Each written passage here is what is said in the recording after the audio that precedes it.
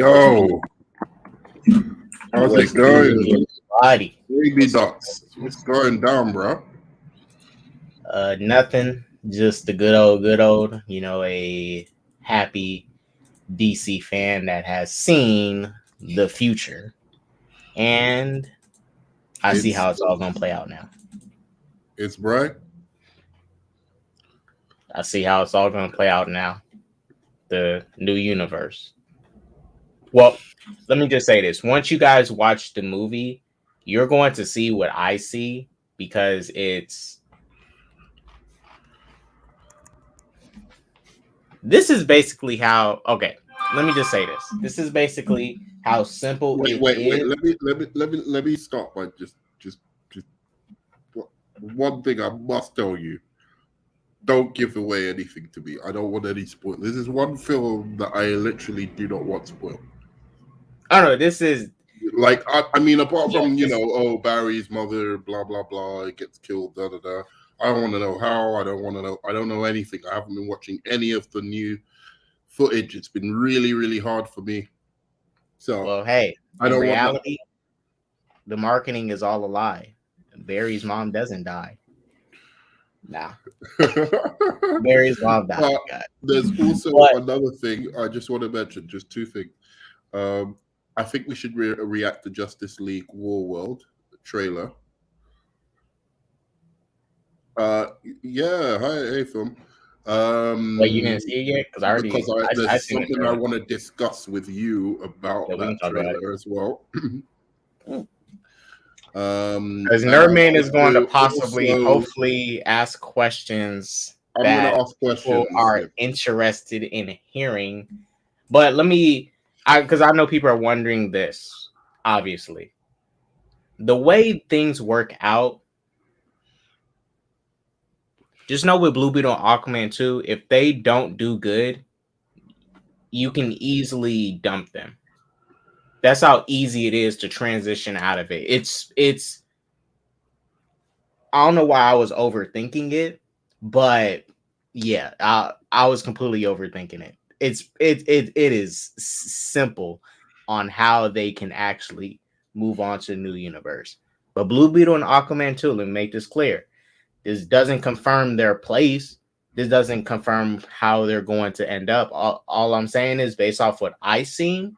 If I, if I was in James Gunn position and Aquaman 2 did not perform well, I can abandon it. If Blue Beetle does not perform well, I can abandon it. That's how easy it is to get rid of them and move on to the new stuff. Because I'll wait and see if Nerdman asked a question about it. But the ending. Okay, look. I just want to know. Look, is it really good? I'm gonna say this for sure. You're gonna have issues with some of this visual effects, but for me, my issues with the visual effects was the face models in specific scenes related to the Speed Force, and another scene in the beginning. Okay, so you'll see what I mean when I say that. For the most part, I didn't have no issues with the visuals as far as him running, and you see him running, not running in the Speed Force, but just running, and you see all the red and stuff, which is just him running really fast. You're in Barry's perspective at that point. So, needless to say, another question: is it better than No Way Home? Honestly, not like DC dots as far as the multiverse movie or movie in general, or time travel. Well, I'm just saying, not us messing around, joking around, like, we're trolling the MCU or anything like that. Is this movie better than the? It's better. Than No Way Home. I can list off. Let's just keep it based off comic book, movie and properties. And even the TV ones is better than Loki. When it comes to what it's trying to do, explain the multiverse, time travel, all that nonsense, is better than No Way Home when it comes to doing that. It's better than Doctor Strange 2 when it comes to doing the same exact thing. Only Across the Spider-Verse, Into the Spider-Verse, you said it yesterday, Flashpoint and Crisis on Infinite Earths in this movie right here, as comic book movies, does this multiverse stuff correctly to where you're not confused walking out of it. Now, to be fair, I do want to watch this movie again because there's a part I want to get some clarification on, but it's still not confusing. Because what this movie does, and I'm so glad it did this, because not a lot of movies do this. When they talk about those little changes in the multiverse, the one that butterfly effect, they change a little thing, right? The things that changes that we don't think about, they change it. It'll be the smallest details ever, but it is so much detail where it's like, wow, Barry really fucked up. And it's a Right. really, you're gonna see it and go like, wow. Right. Because they just touch upon the changes with the hero, not the changes with the whole world. And they touch on the changes with the whole world, not just the heroes, but like the little things. Let me give a hint. Right. The little things No, down. don't give me. It's her, Justin. This is just a hint. It's the Because you little always say things trust down, me, and then trust me on this. It's the little things down to a movie. That's it. It's the little things down to a movie. I'm gonna let y'all play with that all you want, but those are how what Barry does changes more than just what happens to the heroes. I thought that was solid because that's the type of stuff I want to see. And is it a better movie than No Way Home? Overall, for me, yes, because we said it in the DM yesterday. You asked me if it was better than the Aunt May and Aunt May Death and No Way Home. Nerd man, at the end of the theater, I was crying like near the end of the movie in the third act. I was crying like a punk biatch. I ain't gonna lie. The way they get you with the Nora Allen and Barry Allen relationship, and it's mainly because of Ezra Miller's acting, is going to have you thinking about your own mother. And it's not. And But it's not. She good? Is she good? Do you care about her more than Aunt May? Does she like? Is her performance? In the little time she's a good actress. In the little time we get her, yeah, I just wish they showed more scenes of her in.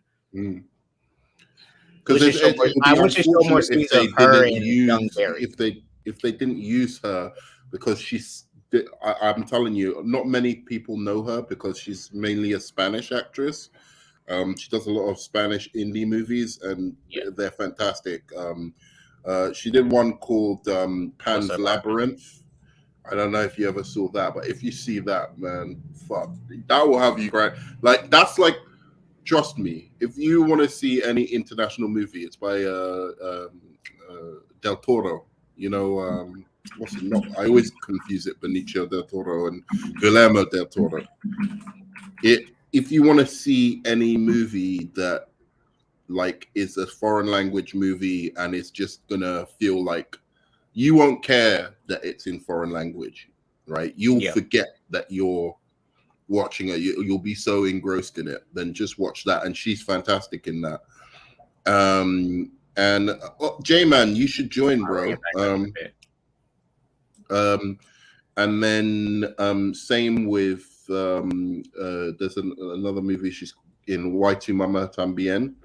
So I knew she had the acting chops to really, really pull at your heartstrings with this movie. But I don't know if she's given the opportunity. Like, is she more of a character than, say, Aunt May?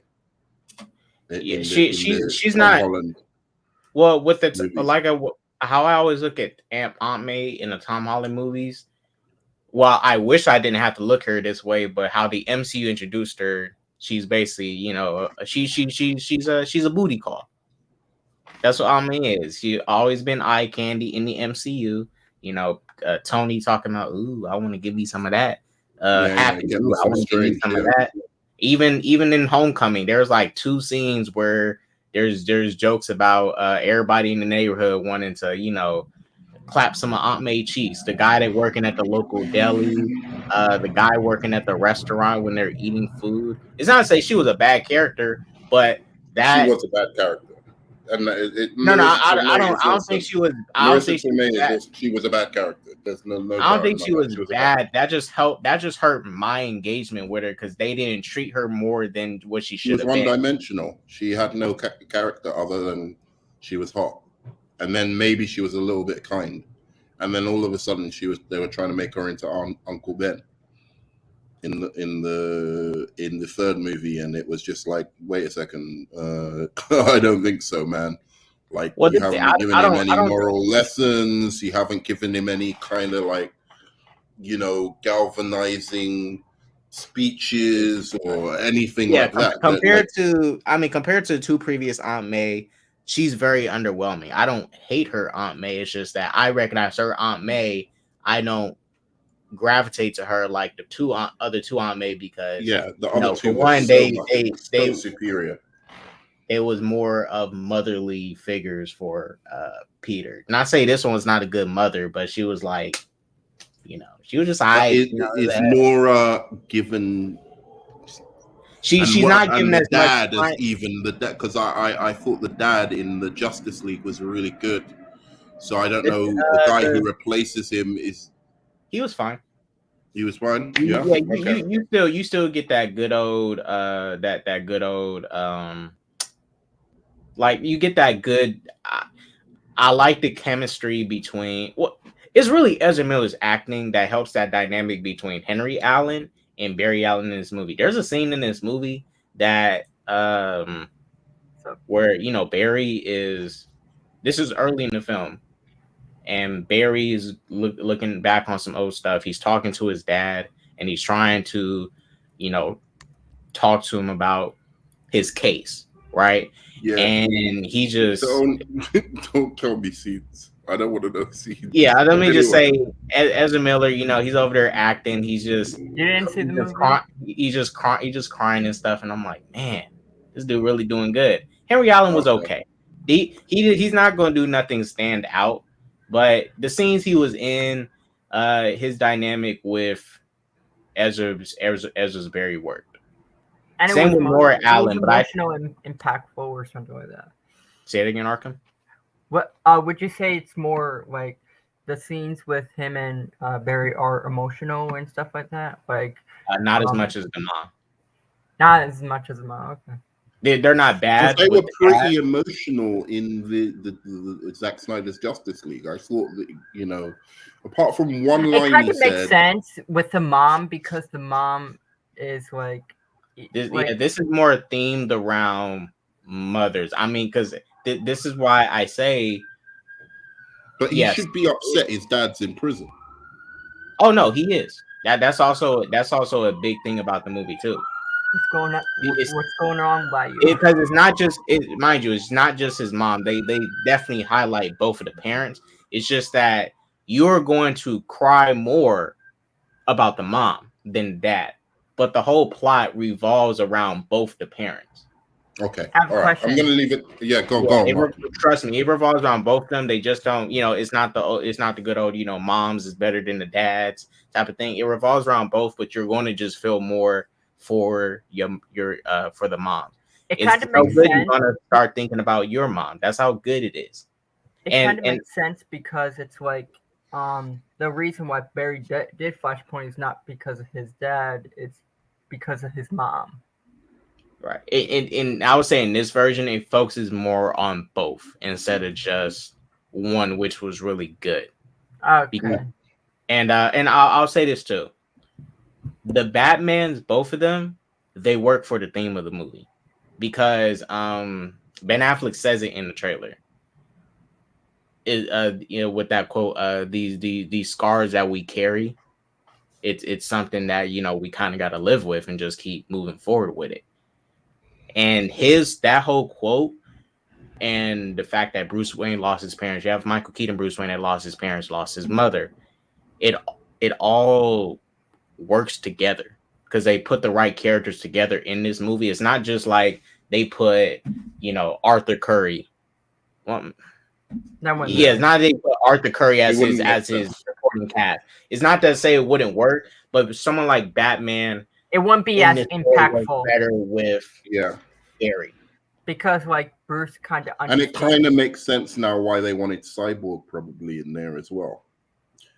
Now, it kind now of you makes think about sense it. because Cyborg does get mentioned a lot. I'll just say that much. So he's not completely left out. So if anyone's wondering if you know references and they stuff like do that. they still no like they straight up say his name and mention him.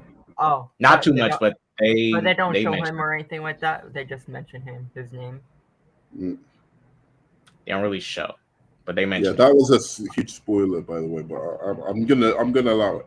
Okay, so last question: No, is there a have. problem with the third act? The third act, okay. It depends what people want in a third act, right? Because this is what I think. This is what I think. If this is not your typical, this is not your typical Barry needs to punch the villains. This is not your typical hero needs to punch the villain to win story. The way it ends, it is not that at all. There's a villain in the movie.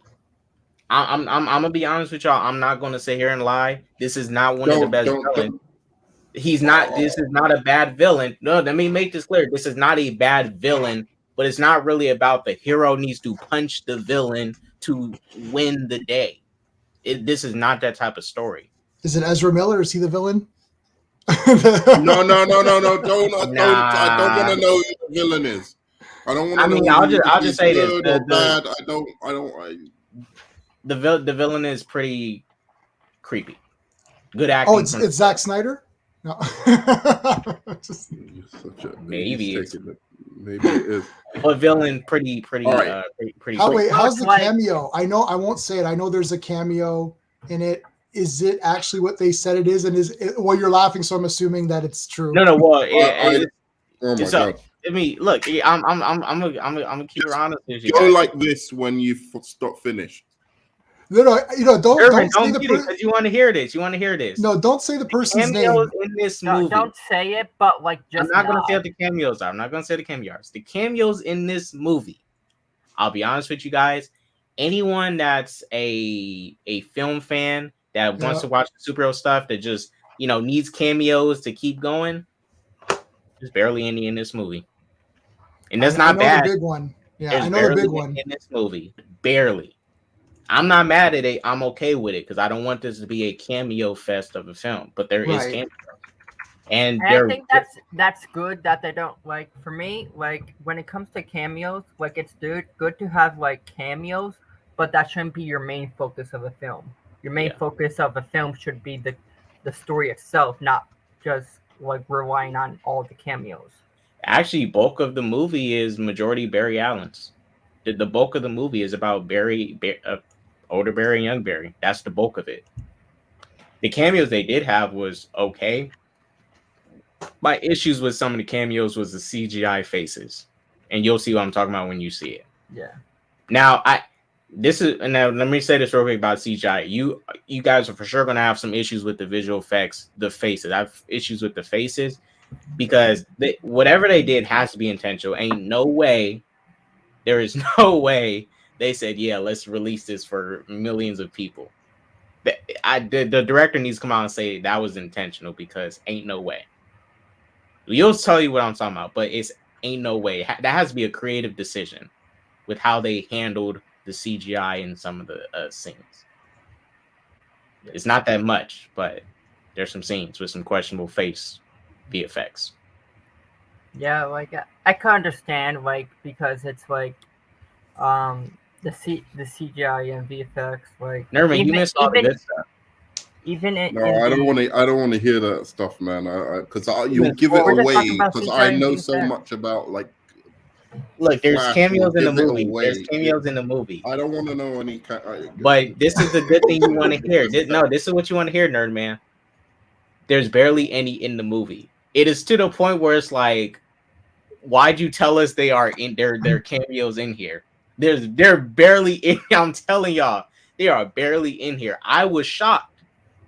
The way people was hyping up, I was like, oh, we about to get like barely. It's not bad, but some of the ones we got was cool. There's an interesting one.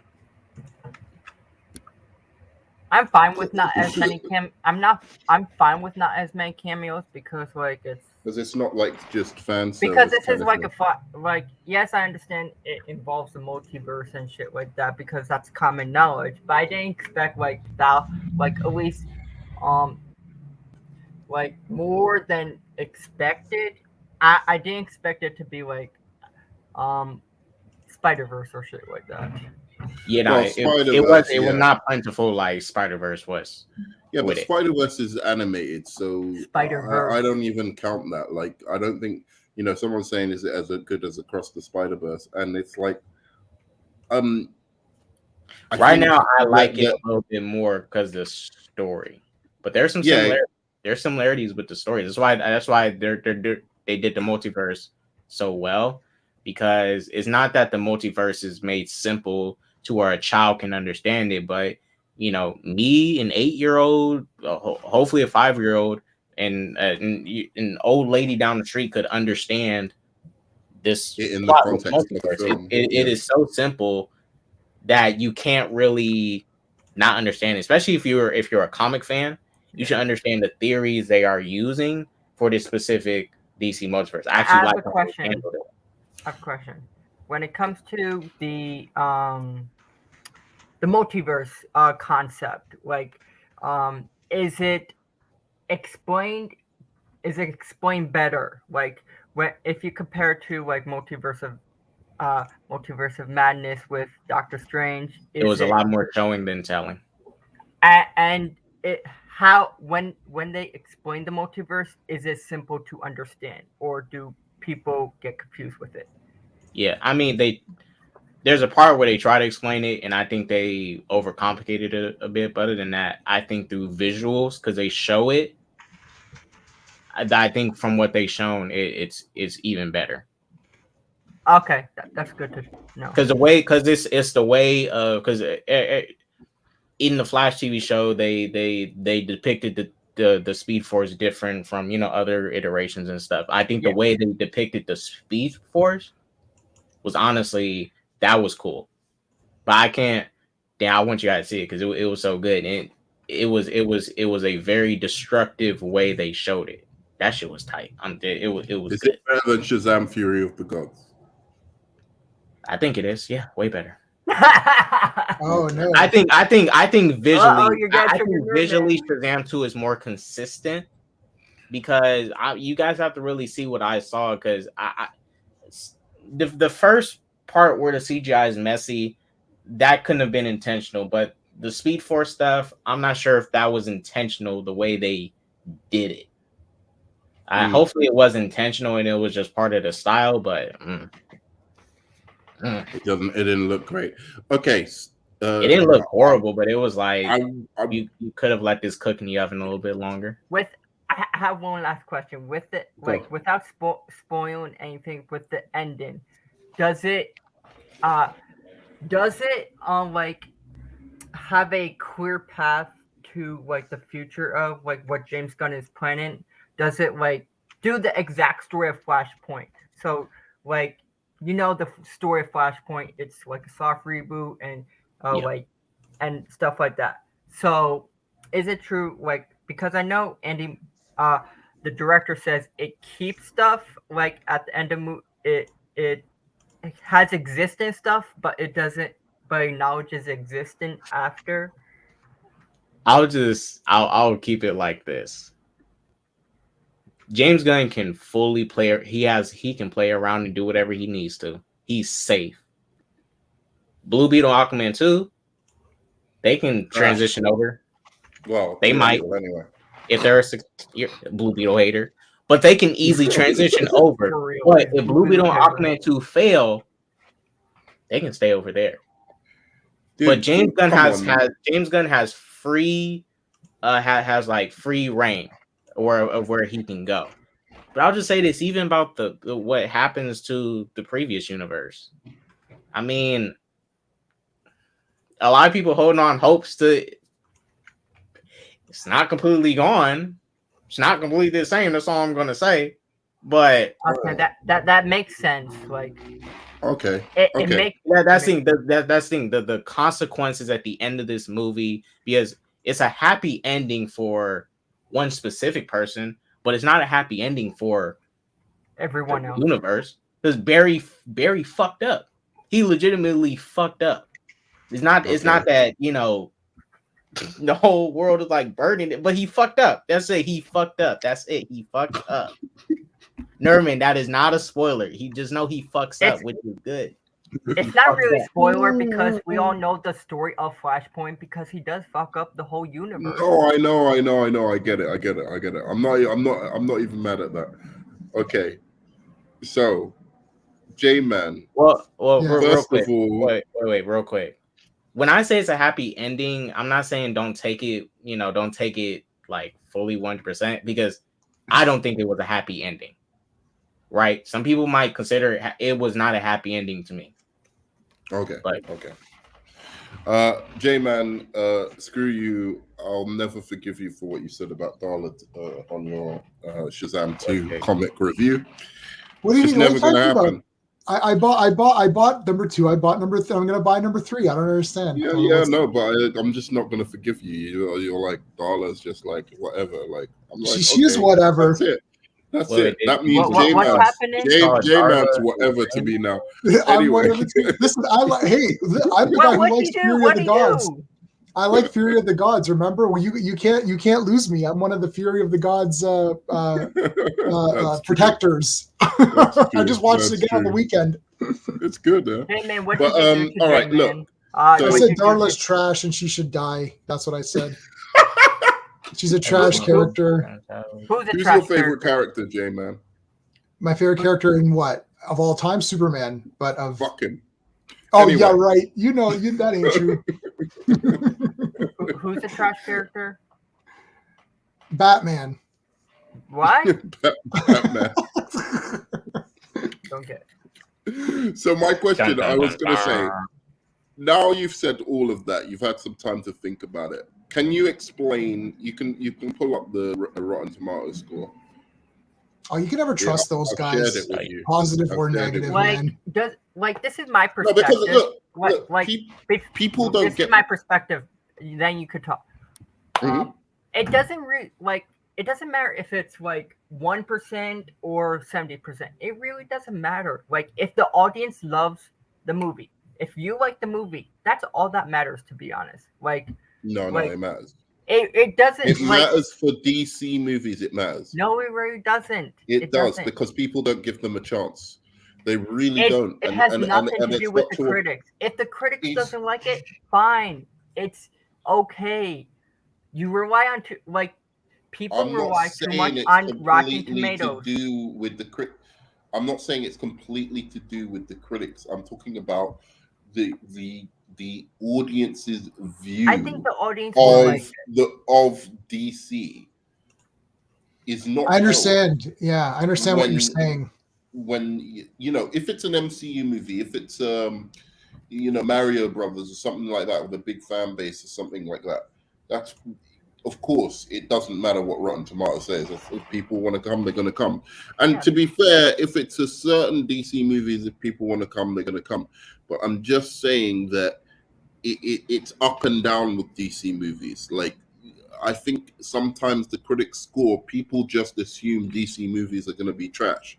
And I think it happened around the time of Wonder Woman 1984. I think that was really the straw that broke the camel's back, because what happened is everyone was at home waiting to watch this film, because Wonder Woman 1 was good. They were expecting that one to be good.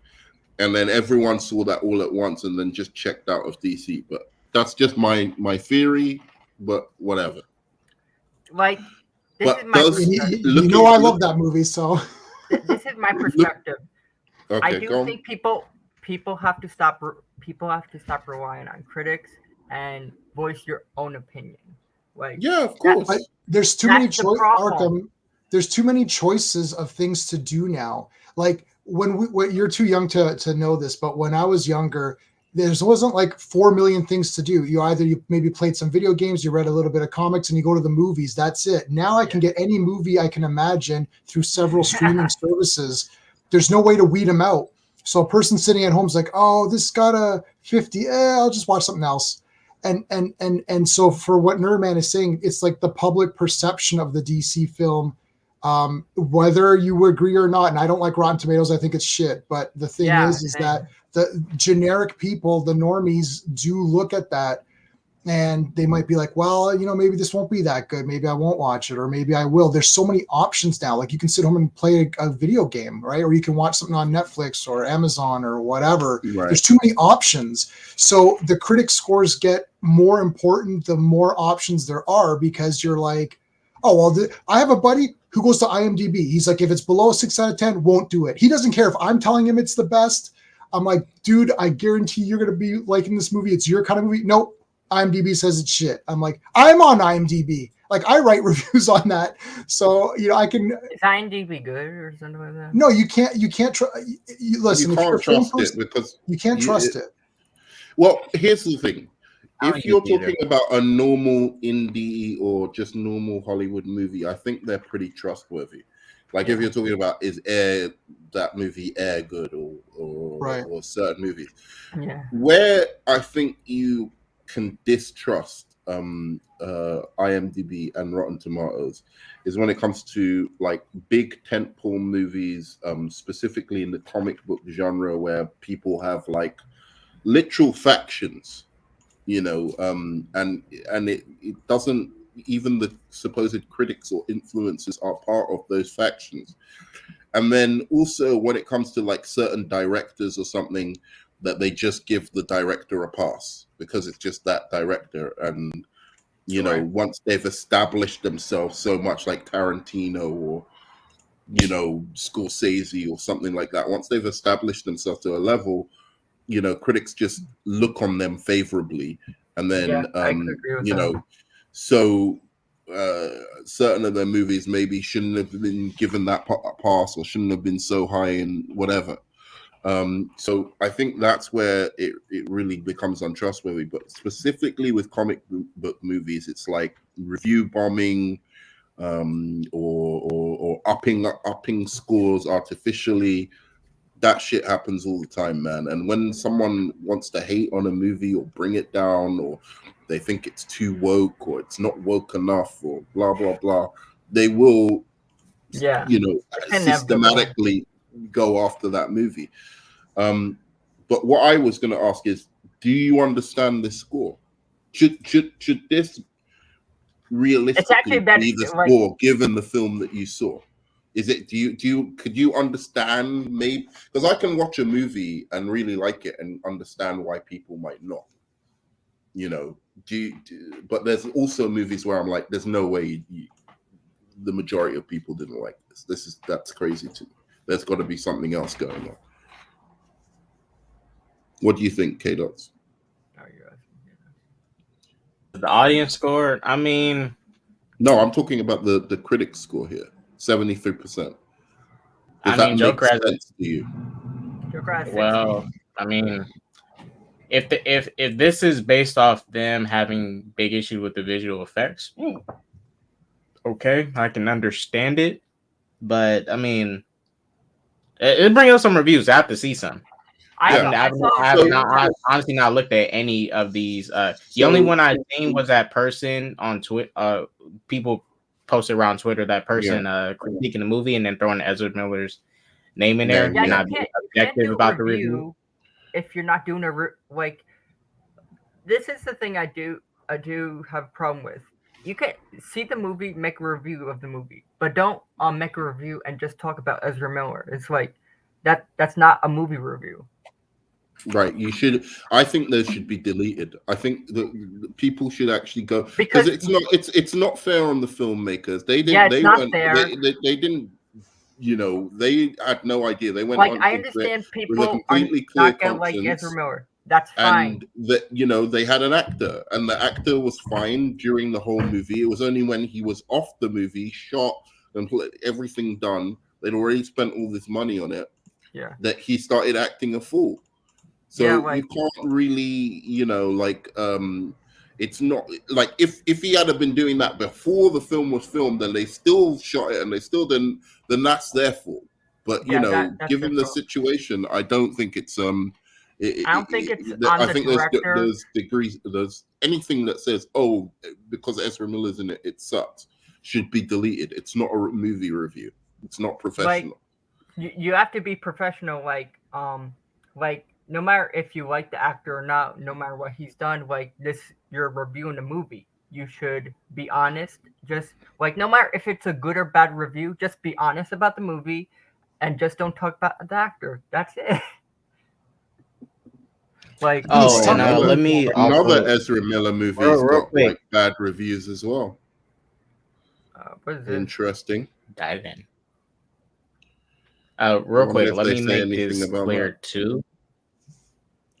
I enjoyed Ezra Miller's performance in this movie. Thought he acted very well. Honestly, I think he was the best actor in the movie.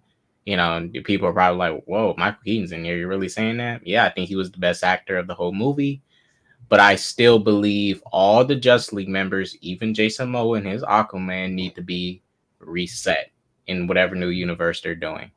But I do think start over with the whole Justice League, fresh new faces. As much as I like Gal Gadot, her too, because you need to.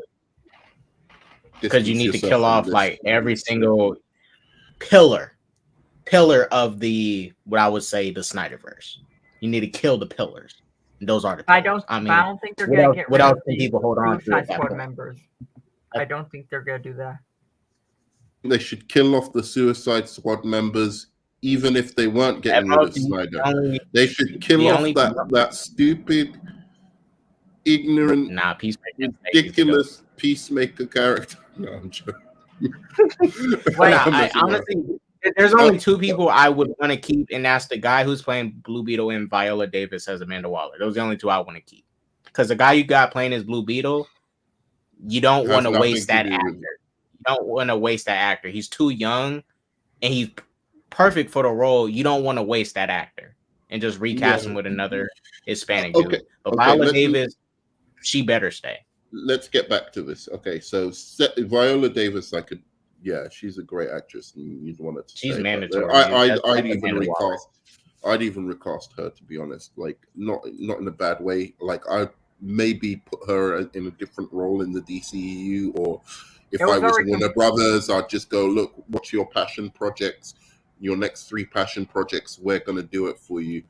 But we just have to reboot the DC, unfortunately. But 71% now. Okay, so it's gone down from 73 to 71. So it's going down, right? You're saying because of some shoddy visual effects, right? I get that. People. I can understand if they want to take it down because of that, for sure. But other than that, what else is? Because the story is the best, in my opinion, the best part of it. It keeps going up and down. That's like usually the thing. Yeah, it's fluctuating. It's only 84 reviews too right now, so it's like not that many people review. I want to see the audience score. I'm going to be very curious about the audience score as well. If I'm correct, I think we will see the final review, all the reviews with the critics on Thursday. Okay. That's what people say. Like Thursday usually is a day where all the critics put everything out. Yeah, and we have to remember people besides people that got free screening tickets are officially seeing this on the 12th. So that's when we're gonna get like more. Because you have to factor in too. It's not to say that just because people got an early screening, they all are like bought out. But you have to factor in some people got to watch this movie for free. They didn't have to pay for it, and so they're gonna might have a possible bias due to the circumstances they got to see this movie. Let me ask you a question. Let me ask you this question: if you like Spider-Man No Way Home, say you gave Spider-Man No Way Home a fresh score, yeah, should you necessarily give this film a fresh score?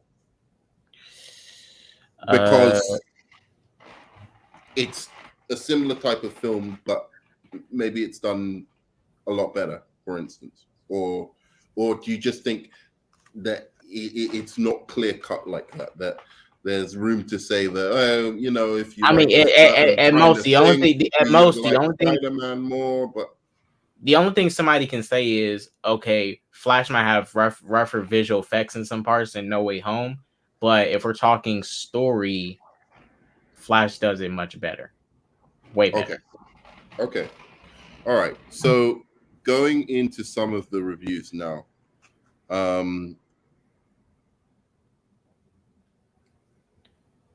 So let's look at this. It's a pitiful disservice to itself, turning a relatively fun, if rocky movie into nothing but another product designed as a carousel where you can point at things and people you recognize. That's a false review. That's false. So they're saying it's basically what you're saying it wasn't, which is always cameos and it's this and that. I am telling you, there's a cameo in the first act, and then there's cameos in the third act. That's it. Okay. And the cameos are brief as hell. Brief. Because this is what I thought. In the second act, which is the bulk of it, I thought, okay, they're just going to show more. Not really. And the other ones that people might consider cameos, they're not really cameos because they serve a role for the story. Like an actual role for the story against our protagonist, right? Okay. But other than that, not cameo. And what about Guardians 3? And what how would you compare it to Guardians 3, by the way? Just curious.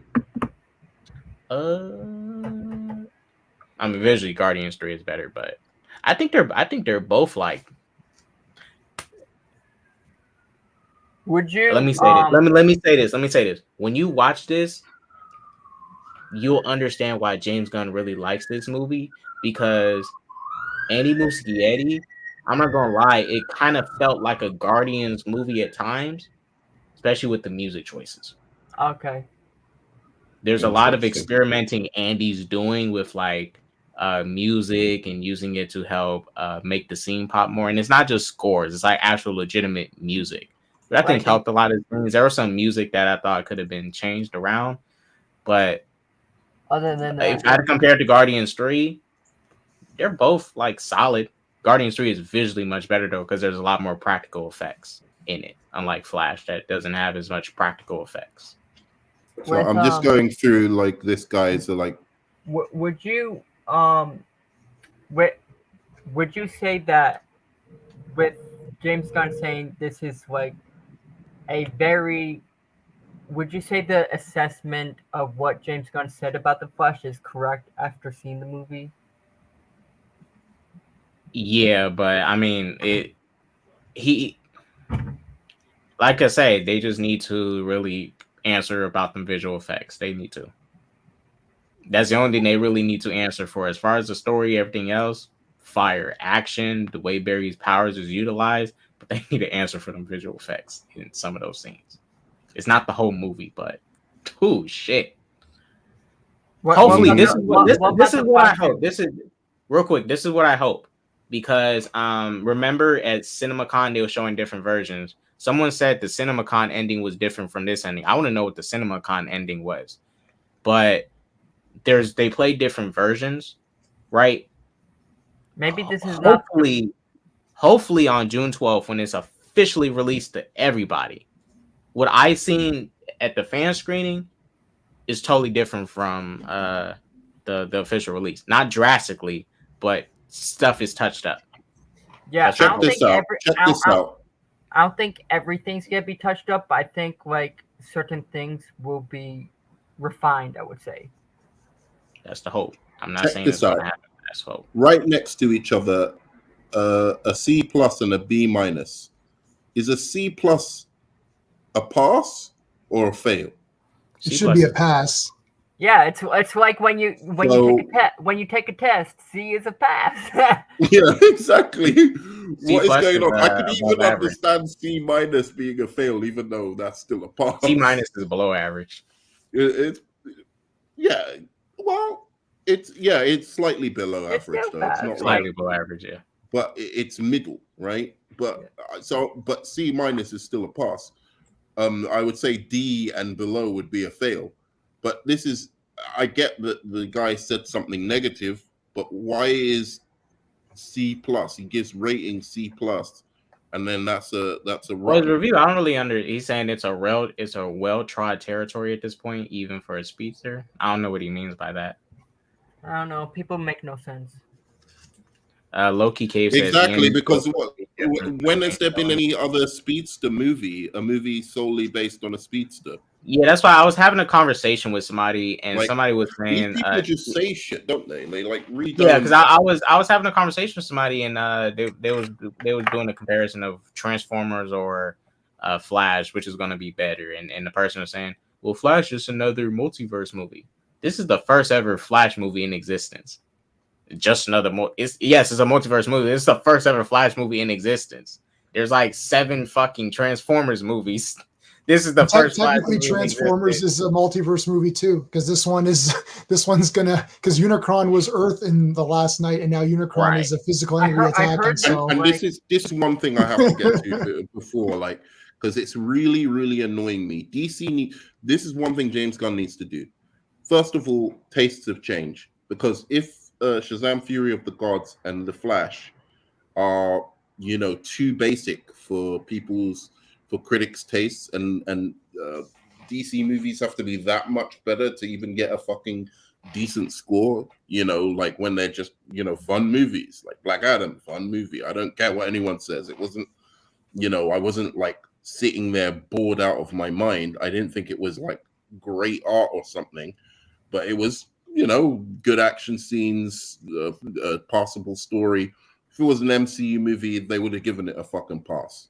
That's right? Why Nerman. That's why Nerman. Because we got to talk about how it utilizes the villain thing, because it's not really a hero versus a hero got to beat up the villain story.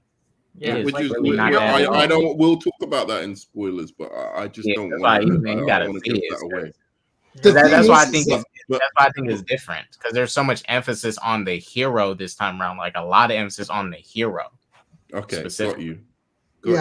Okay. Marvel has bought a lot of goodwill. This is what's happened.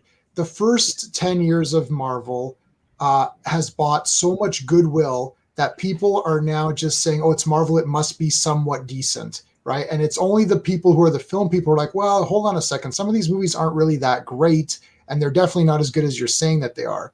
But DC has not purchased enough of that goodwill starting out, because you have mixed reactions with Man of Steel. You have mixed reactions to Batman versus Superman. You have, the Justice League, the original version, that wasn't well received by fans. And then you've got the Zack Snyder one, which again is like kind of half and half. So it's like it doesn't have enough goodwill. I don't think it's half and half. I just don't think enough people have watched it. So regardless, I think of the people who've watched it, like I think a decent amount like it. But right. The thing that really broke them, I'm telling you, that Wonder Woman thing went live to a lot of people, and a lot of people were excited to actually watch that. I know people who don't like DC movies, but they're always like, yeah, but I watched that Wonder Woman movie, and when it came out at Christmas, it was like a big deal. Like a lot of people tuned into that, and it was fucking garbage. One of the worst movies, like since Batman and Robin, and like I'm sorry, J-Man. I know you like it, and I don't want to crap on things that people like. It doesn't matter. It doesn't matter. It doesn't affect me. Everything everyone hates. It doesn't affect me. You can't imagine how much that hurts me.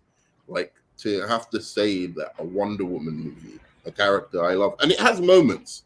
Don't get me wrong. I I think some of the moments really would have worked in cinemas, like the invisible jet moment, the bit where she starts flying.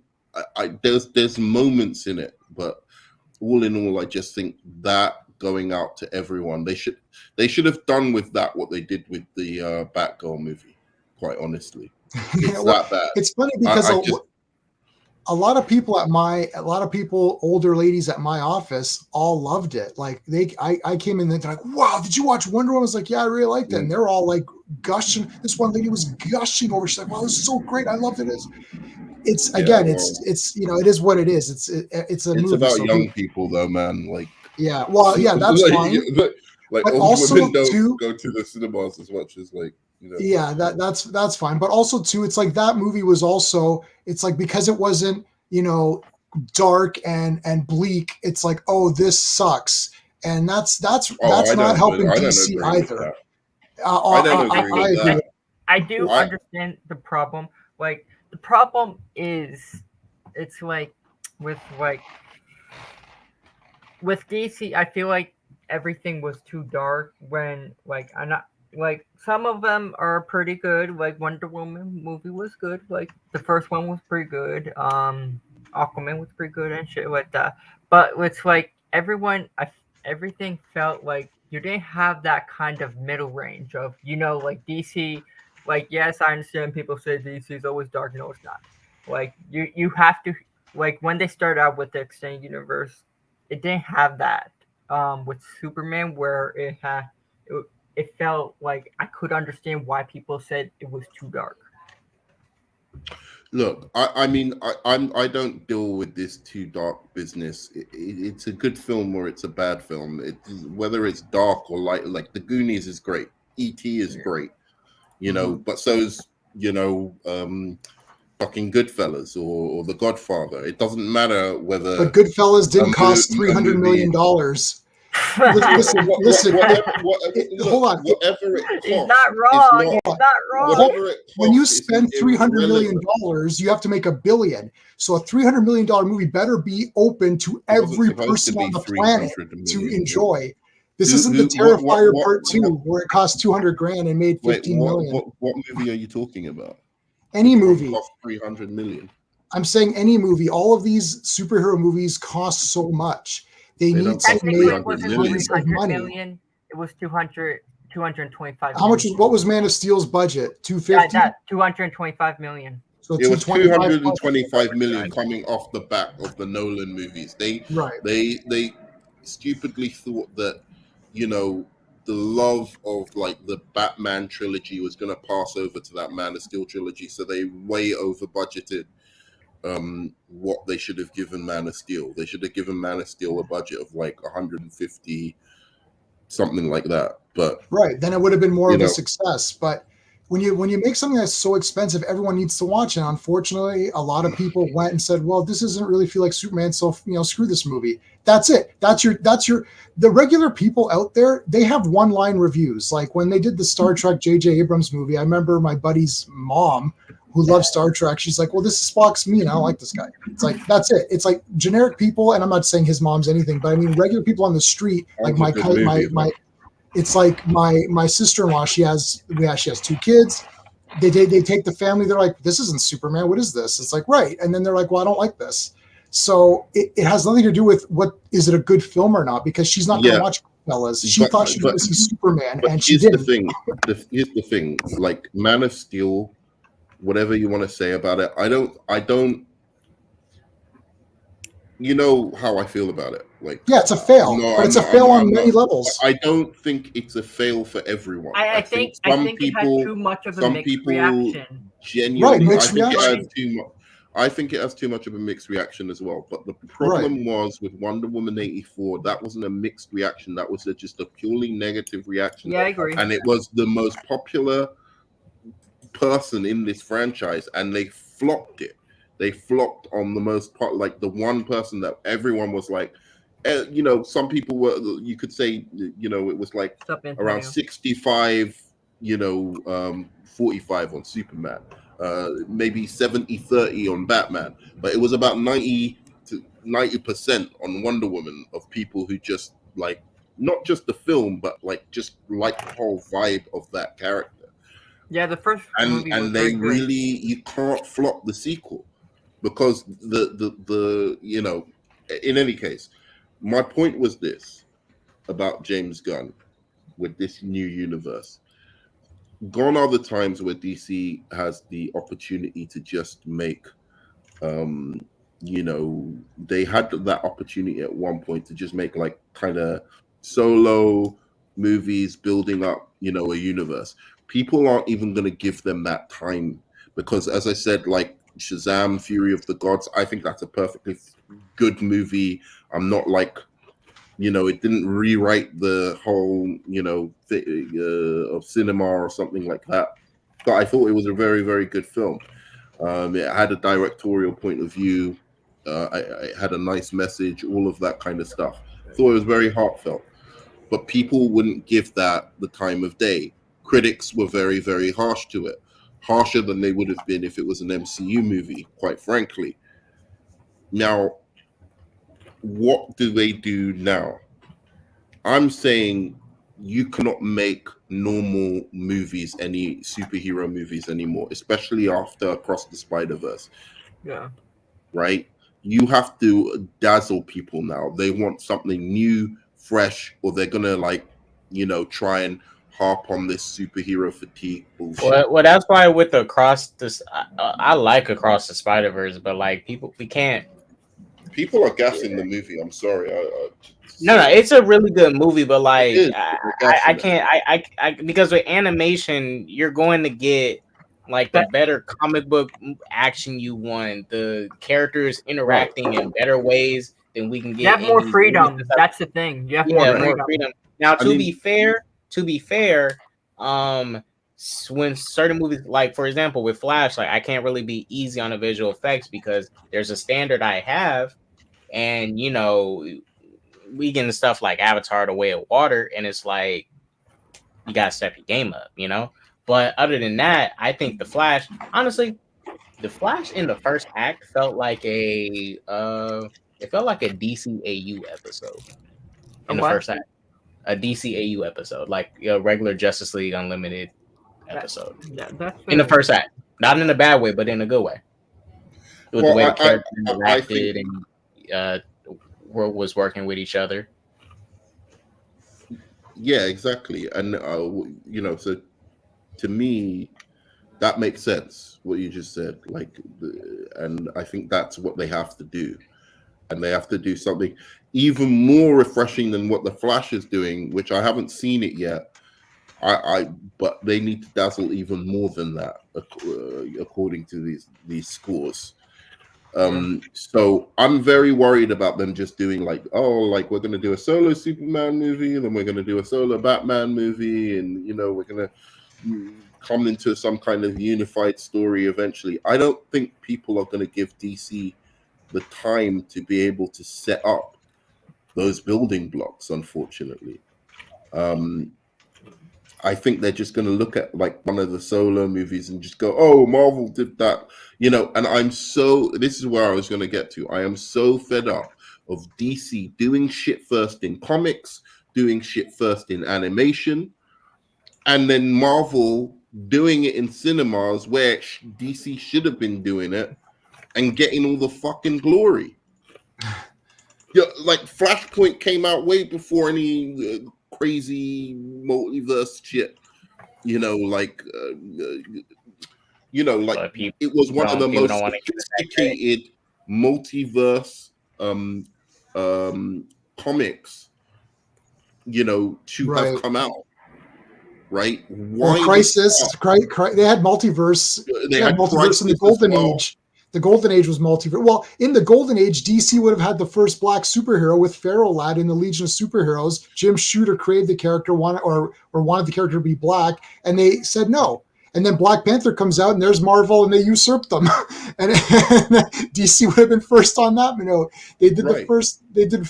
DC, I don't know what's going on with them. From the beginning, they've always been kind of, as soon as Marvel came out in the 60s, it's like all of a sudden they're number 2 all the time. I don't know why. Currently in comics, they're kicking the crap out of Marvel, so there's that, I suppose. But they made much better comics than Marvel for sure right now.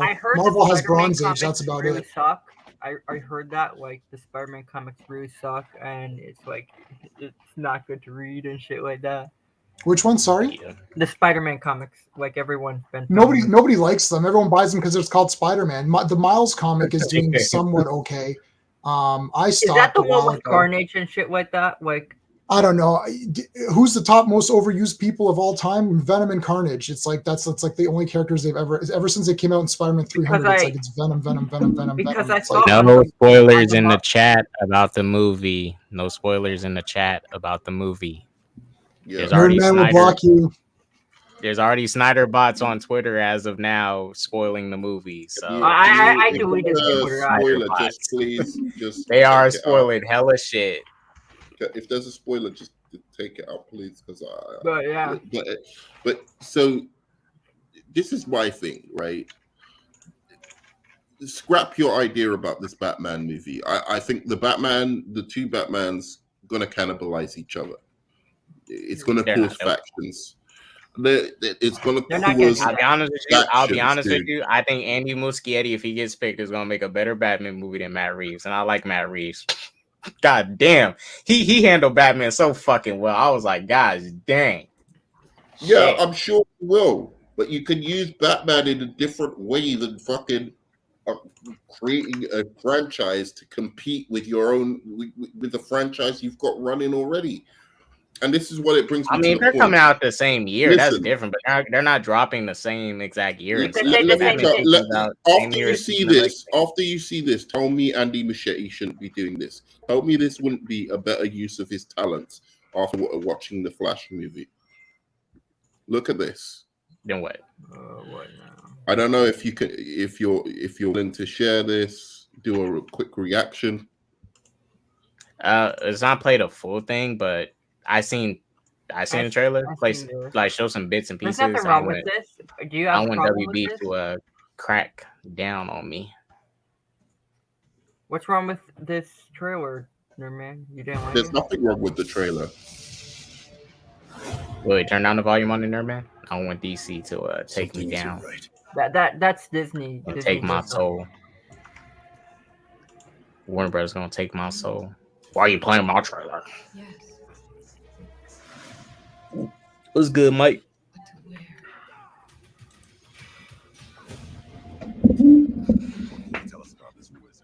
wear? I'll rewatch it next week.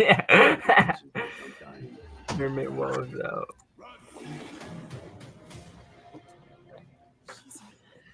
Okay, Yeah, I know that. so this is the concept of this Justice League War World, right? I know the concept. So the They've done it in the comics as well. This is what Andy Muschietti should be doing. Drop everything, get him to work on something like this. Something that is new, because I'm telling you, the MCU probably, I bet you half the ideas they get is from DC animation. Even the director of Across the Spider-Verse or Into the Spider-Verse, the woman from the first one, was working at DC. She did Flashpoint. This is what I'm saying. Why do a solo Batman movie when there's solo Batman movies? The people, I know J-Man don't like some other people. It's not just any solo Batman movie. Yes, you have tons of solo Batman movies that focus on Batman. But the difference for The Brave and the Bold is it's focused not just on Batman, but also focused on the Bat family. There's a good. Difference. Great. I mean, I know that's because you're acting like it's the same thing as every freaking other Batman. It's not. It's more Batman. It's Andy Muschietti. He's done a good job with the Flash. He's done a good job with a character who actually has powers and can do like epic action scenes. This is something different, like doing a Justice League War World movie where you've got, say, Wonder Woman as like in the Cowboy era. I think I think that is the kind of thing that audiences are looking for now. Something different, something they haven't seen before. And I'm telling you, this is something. Marvel This is do something this concept before. I'll be pissed at DC. Yeah, I mean, look, I'll tell you this, man. Something like World, because think of World like a DCAU episode. We know in the DCAU episode they always used to do stuff like this. They go on a crossover to another universe, or they get taken by somebody and placed in this area, and they're like, but I mean, James Gunn did say one of the biggest inspirations for the universe is the DCAU and Young Justice League, like out, because with that show, we wasn't getting just a typical, villain of the week thing. We was getting multiverse episodes. Y'all remember the episode when Starro took over Superman, and it was about Superman thinking he was on Krypton. Yeah, it was it's from a comic called The Man Who Has Everything. Yeah. It was a very beautiful episode, and that had barely had any action. It was just an episode about Superman dreaming about this life on Krypton that he never had. But look, if because Andy, if he wants to do Batman, that's fine with me. But also, you can just have these directors. You can have these directors do other stuff too. They don't just have to be locked into one thing. If he can do a Green Lantern, do a Green Lantern too. You can't just get one director doing all the stuff. You need to mix it up. That's not what. I'm not saying get him to do it, but if he can do Batman and maybe do a Green Lantern or maybe do a Swamp Thing. You think the guy doesn't want to do his own shit as well? Like apart from superhero stuff, there's a limited amount of stuff. Else. I mean, let's look at I'm sure he has many ideas. I'm sure he's got many ideas, but Flash been the only thing he wants to do. But look, all I'm saying but it doesn't when it comes to Justice League, and Andy doesn't have to be the one to direct it. You can have another director. I didn't say it should be a Justice League movie. I feel it should be a Trinity movie. And then because again, there's a limited amount of time where this stuff is going to be popping off. I think you guys are thinking like 10 years down the line, superhero movies are going to be the thing. I don't think they are. I think they've got to strike while the iron's hot, get some really, really, cool concept for, to begin this thing off with, and then run with it because, what people want to know is how is this leading to a bigger story with I think Andy's doing that it's spin-off too, he's just doing Welcome to Derry, Attack on Titan, I don't know, and just it doesn't Flash. have that much. It's not really an issue. And also, and besides, like I said, he's not the only. Because look, I like the Flash. Now, if he does a new Flash, I think this Flash movie, I don't want a sequel to this specific Flash movie. Start fresh. Like if you're gonna do a Flash 1 for the DCU, don't do a sequel to this because I feel like it's very unlikely to get. Then you dipping back into old territory. I feel like it's more likely they will have a Flash movie, but it's gonna be that in that rebooted universe. Yeah, it needs to be fresh straight from the top, not a sequel to this one. This one is just a reboot point, and that's all it's perfect for. Is just rebooting. But when dipping back into this movie is dipping back into the old. It's not. It doesn't really help the new and get you away from the bad baggage. You dipping back into the old baggage. This movie needs to do well for Flash in general because these executives, it's like they know Batman equals money, so that's all they care about. They don't give a shit about who's directing it, who's whatever. They're like, we want money. Superman, they still have faith in Superman. We'll see what they do. Flash, this is tested. They're testing this out. Let's see. And maybe this wasn't the best movie to be the first Flash movie. Maybe it is a great movie to be the first Flash movie. Hopefully people see it. I don't want any bad superhero movies on DC or Marvel or anything. So, I mean, if it's good and it's fun, at this point, everything is so messed up in Hollywood that I just want a fun movie where I don't have to sit there and get angry about stuff. Just have a good time like that. I thought Fear of the Gods was that. I just had a fun time. Just have a fun, enjoyable time at the movie theater. That's it. It's not good enough anymore. It's not good enough for DC movies anymore. Just having a fun time. I'm sorry. You've seen how they react to just having a fun time. It's just oh, we've been doing that for ages, and they will roast the movie for it. And that's what I'm saying. The next move has to be some big moves. I think they need to make some big strides. And I think the Superman movie, fine. I think okay. But another Batman versus another Batman colliding together, fine. Okay, if you think that's a good idea because they have the Bat family or whatever, fine. But this whole 10-year, like, oh, let's take it step by step and do this slow and blah blah blah. I don't think that's great. So you want everything rushed and everything like that? No, a while ago, but they've got blueprints right there. They've got blueprints in the DCAU for like movies Blue they Beetle? can just be bringing out. Blue Beetle's trash. It's gonna be trash. Mark my words. It's gonna be fucking trash. You're a Blue Beetle Blue hater. Beetle slander. I'm not a Blue Beetle hater. Then tell And me, even if it isn't tell trash, me one thing people about are Blue still Beetle. gonna say it's trash. I'm just saying, Blue even Beetle if I mean, I'm gonna see it. I'm gonna see Blue Beetle. I'm surprised they had they had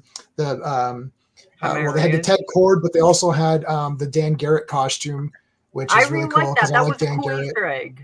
Like, yeah, so we'll see how it goes. I think it's in my opinion, it's good. Like, I agree with some people's point that it would have been better to have Ted Cord, but I also understand why they skipped Jaime Reyes. Ted Cord. Because yes, outside Ted Cord, but Jaime Reyes was the better choice. Ted Cord in a Booster Gold movie, that would be dope. Yeah, but I think the movie will be pretty good. It looks like they're utilizing how Blue Beetle is in the comics and everything like that. And I'm very excited. And I like how the villain looks as well. It looks exactly like the comics from the Ted Cord comics. If you remember, if you know what I mean, J-Man.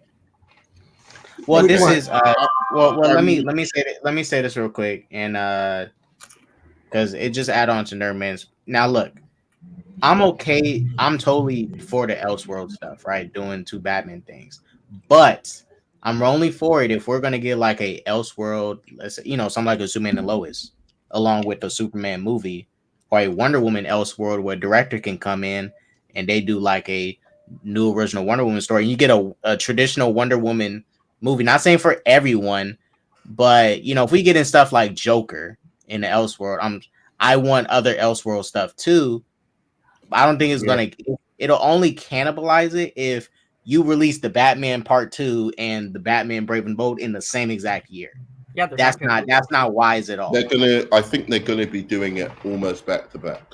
Because think about the timeline of it. Superman is the first one, right? Superman Legacy, the Batman Part 2 release. Superman Legacy is the first one, same year, right? Yeah. And and the Batman is coming out in the same year. Superman Legacy and Batman the Batman drops the same year as Superman. But we don't know what's gonna happen. Right. Here's the thing: we don't know what's gonna happen because things could get delayed also at the same time. Yeah, because of the writing strike. Because right now the Batman Part 2 is not just the writing strike. Like 90, I think it was 98% of I think the writers and I think the directors or something like that voted, and all of them are gonna go on a strike. And there's a possibility Hollywood could shut down for a time being. So, if Hollywood shuts down, you can't put out those movies. Yeah, that's why, that Batman movie, The Brave and the Bold, we probably won't see it until 2028 because the Authorities is gonna come out before that. It's gonna be Superman Legacy, The Authority. That's gonna come out way before that. The Batman Part 2 is coming out first, and like I said, everybody gets their cake. Everybody gets their cake and eat it too, which I'm fine with. But if I'm alive, I'll be nearly 50, dude. I'm not. I'm not trying to be funny. Nerdman, you're gonna make it before 10 years of chapter 1. Go find that Lazarus pit. Anyway, look, I've told people already. I've seen all the DC movies I want to see. They brought them out. I think they've been pretty good. I've liked them. I'm not saying every DCEU movie. That's not what I'm trying to say here. But from Superman 1 all the way to the Batman and this Flash movie, in between somehow, I don't know, by some miracle, all the comic book movies that I ever wanted to see have come out, and I've been happy with them. Some have come out that that I wasn't interested in the first place, like Birds of Prey and Aquaman and whatever. I would. I'm in the middle on, but I don't care about those movies really. Like, so it doesn't matter to me if they were like Aquaman. I thought, giving it another watch, I thought, maybe I was a little bit too harsh on it, but still, I never really gave a shit about it anyway. Something that's gonna make these movies stand out, and that's why I'm gonna be so glad when y'all see that ending of the movie, is that same old we gotta beat up the villain shit. It's getting old. I'm sorry. It literally every freaking superhero movie ends in the third act with the hero punching the villain very freaking hard, and then that's how they beat the villain. Yes, there's layers to it, but like that shit gotta change. I'm sorry. Like you gotta switch it up. You gotta do something different. Like Scott Pilgrim is not a superhero movie, but it is a comic book movie. And it's not that. Yeah, Scott's beating up all these dudes to earn his girl's heart or whatever. But it is not the typical comic book shit we're getting. See, very I different, think very stylistic. Here's the thing. Hold on, Arkham. Don't confuse comic book movie with superhero movie. Superheroes do fight. I'm not saying it's just they're like a superhero needs to fight a supervillain at the end. That's the point. Like, yeah, that's the point. Like, you have to have Batman fight Joker. No. Okay, look at the Batman Part 1, prime example. He didn't fight Riddler at all in that movie.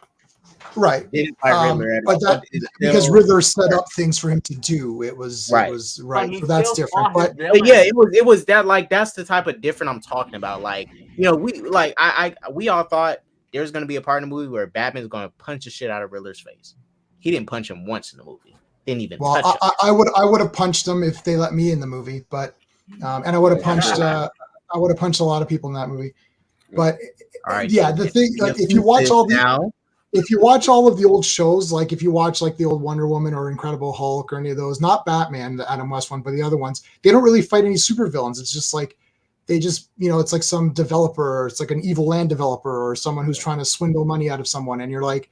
Yeah. That was one thing as a kid. I was like, well, where are the villains? Like, I want to see Hulk, fight someone, like get Absorbing Man or something or whatever, right? And now that we can do that, I do want to see that. I understand what you're saying. It shouldn't be in every movie, but it almost has. It can be in every movie in a unique way, I guess, which makes it harder for people. But sometimes it's more like it's the sum of everything. Way.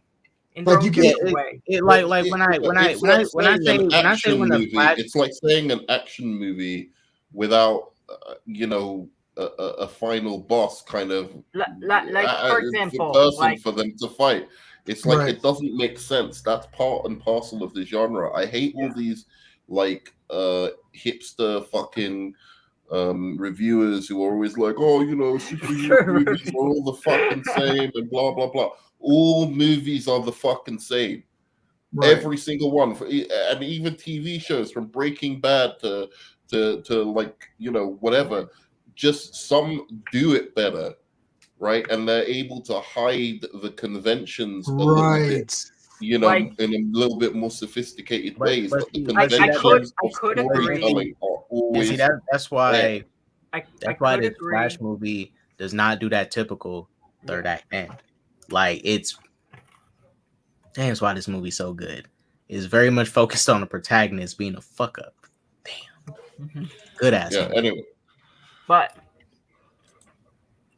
it depends on the character as well. Like, it depends on the character. Has a fight. You can make it unique where you go against the villain. So, take for example, not the Batman Part 2. Say, for example, we get Brave and Bold. You can make it where all the Bat family members are actually going against the villain and teaming, like, actually defeating the villains. You don't have to have it just Batman going against the villains. You can have it where Batman, Nightwing, and Batgirl team up to go against the villain. Make it in a unique way. Like, that's the thing. It's like Dread as well, you know. Yeah, like Dread, make Dread, it in a unique way. Like you don't have. There's nothing wrong with fighting a villain, but make it unique, and make it unique compared to other movies as well. Make it. And part of the problem as well is the villains for half of these superhero movies are trash, and there's no excuse for them being trash. If they weren't trash, people wouldn't just be like, "Oh, well, they just punched the villain in the end." Because if you made the stakes emotional between the villain, or you made the villain, have play their gimmick, in a cool way, like a cool, refreshing, modern way, or whatever, then you would see why this villain is so much of a threat to the hero. But they don't ever feel like a threat to the hero. No. Can I make a point with... And especially in the MCU movies, whereas the DC cinema, as I like to call it. If you look at... if you look at, I was just going to say, if you look at Superman 1 and 2, Christopher Reeve, they were kind of filmed together, right? So in the first one, it was more like Lex Luthor presented Superman with a problem. He has the 2 missiles. He's too late for Lois. He gets upset. All right. Then in the second one, we have the actual fight punching out villain, and Zod literally takes over the world. When have you seen this in movies? Superman is at the fortress. He's depowered. He's with Lois. They make love, right? In the meantime, General Zod has taken over the planet. They've bowed down to him, and he's sitting there bored. He's like, I've just taken over the planet, and now what am I supposed to do? I'm just sitting around. It's boring. He's like, there's no one to challenge me. So that's pretty crazy, right? That never happens. The villain won halfway through the movie, and then Superman shows up, and then they throw down, right? So that was a pretty good thing where the first one didn't have punching. Superman doesn't really beat up anyone in the first Superman film, and it's regarded as a classic. So you can do it without having a fist fight, but there was still emotional stakes because Lois dies, and he has to make a choice. Do I interfere with the Earth or... counterpart to him as well. It was there was a logical kind of connection between how the villain presented himself and how the hero presented himself. They seemed like polar opposites. I'm not a huge fan of Damien being Robin. And I think that's missing from those movies. It's like, the last good one I saw, and it wasn't great, but it was just surprising to have a good villain in a superhero movie for once, was Guardians of the Galaxy 3. He's great. And then Across the Spider-Verse, also with Miguel, Spider-Man 2099. Again, it just helps. I would say he's a villain yet, but I didn't see Spider-Verse, so I'll see it on 4K at home. J-Man, watch that shit is amazing. I don't know. I don't like the first Spider-Verse that much. I thought it was like, this is way better than the first. J-Man, trust me. I did not love the first. This is way better than the first. It is so good. Well, Spider-Man 2099 is a favorite of mine. I have his first appearances from when they came out. I was following that comic. It's Peter David, who's one of my favorite writers for comics. And are you a Ben Reilly fan? Yes, I am a Ben Reilly fan, big time. Why is he? Good luck. Oh, well, if he dies or they make him stupid, then I'm done. Because can I explain? Let me explain. Let me give you a schooling. Let me give you a schooling. I mean, you pretty much said it. When you're not gonna be happy. Oh well, then F this movie. Ben Reilly, and I already don't. And the animation's garbage, anyways. But what? The character designs are garbage and the animation's garbage. In part 1 and part 2, but. Ben Reilly was the first clone, and then everyone makes fun of the Clone Saga. That's all you hear for generations, literally 10 years. The Clone Saga is so shit. Now there's 4 billion Spider-Mans. There's so many Spider-Mans, but everyone still hates Ben Reilly, the first one. The first time they ever tried that thing, and everyone keeps saying, why don't they try something new? Why don't they try something different? They tried it different, and then everyone hates that. And now that the entire Spider-Man mythos is comprised of 4 million universes in Spider-Man, no one likes Ben Reilly. That sounds like a bunch of bullshit to me. It's like it actually pisses me right off. So if the movie actually did that, then they can F themselves, because that movie wouldn't exist without Ben Reilly. So that's pretty disrespectful if that's what happens. Anyways, that's my rant. I don't think. Well, look. I'm not into the Spider-Man stuff, but what they do with all the characters is a complete love letter to the comics. So I can't imagine. I mean, unless you have like no sense of humor about it, like zero sense of humor, then maybe you'll be offended by it. But I don't know. I don't know. It was just, to me, you know, I'm like, not a big Spider-Man fan, and maybe across the Spider-Verse, you'll understand the joke, like, or you'll be offended by it. No, I'm not going to be offended by it. I just don't care. But it's like they do this all the time. They did this in X-Men where they made fun of Wolverine in the first X-Men. Was like, oh, do you want yellow spandex? It's like, okay, well, you know, fuck off. You're fucking making an X-Men movie and you're making fun of the thing that you're making. Like, it's like, I hate crap like that where they have to poke. They can't help themselves by poking a little fun at the source material. It's like, without that source material, you wouldn't be here. So yeah, but there's a difference between that and a good joke. Okay, so I don't know. I didn't see the movie. Maybe it's a joke, and that's fine. The animation still sucks, and I don't like Miles Morales at all. I think he's boring. Here's the thing. You don't like the. I mean, look. I will say this for Ben. Let me just say this about Across the Spider-Verse. I do think that I can understand why people will call it a masterpiece. Why people will say that it's one of the best comic book movies of all time. I wouldn't say that. It's not touching. It's not touching The Dark Knight. I'm sorry. It's not touching.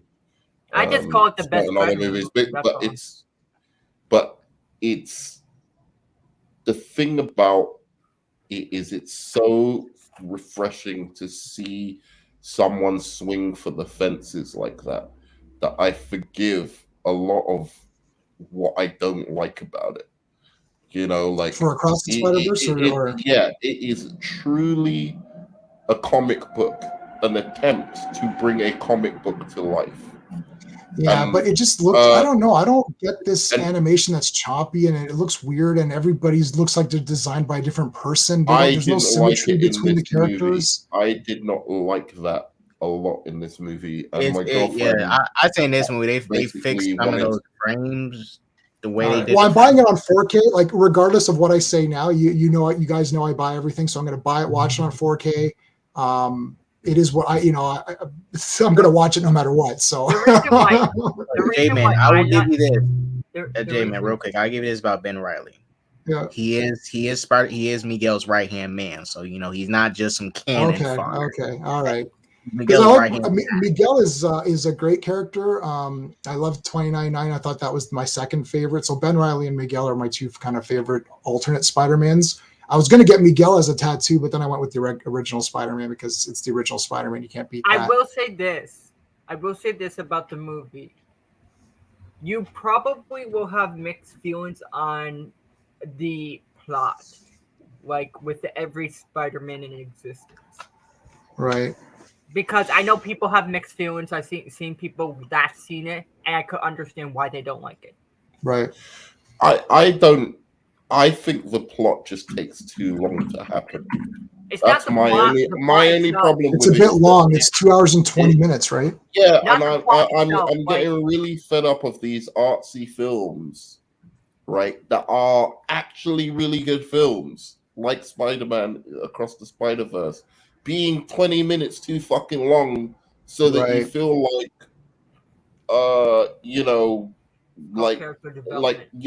you almost.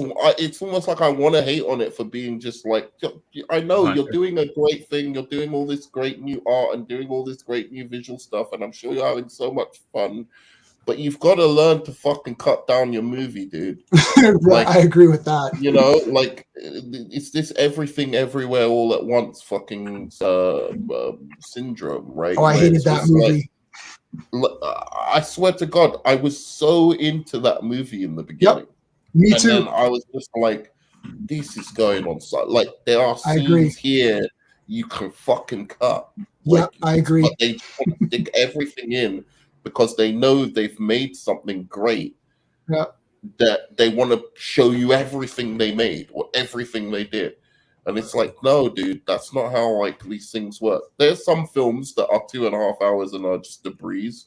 You know, I've seen films that are 3 hours and I wish there was more of it. But there's certain things you just have to know that your concept's good, the idea's good, the characters are good, but if you make in this my- too in long, my- you in run my the risk opinion, of ruining it it was- for like in my people, opinion, it some was the people. perfect length. Which one? Across the Spider-Verse? Yeah, I liked it. I really liked how, like, for me, I want to see. Yeah, it got to the point where I wanted more. For me, I prefer longer movies that have that start out slow, then start to get into the point, because like I like seeing the character development of Miles. I agree. Or like the character 90. itself. I'm glad Rosales Like brought that up. what changed from the character itself from the first movie to this movie. I like seeing like how he progressed as Spider-Man. And I like problem is- that bit as well. But the bits with, sorry, not to spoil it, but like, Doesn't matter to me. do you mind me spoiling it? Like, I don't care. This isn't really, I think, a massive spoiler. The bits with Spot went on too long. The joke, I got the joke. You know, some of the fight scenes where it's just like them chasing Spider-Man. It's like they have 3 or 4 things where they're just chasing someone with their different webs and whatever. And it's like, I get the point. It's cool and everything like that, seeing lots of Spider-Man chasing people. But only the last one of those really mattered and had stakes to me, because I knew what it was about and what, like Miles was trying to get away from.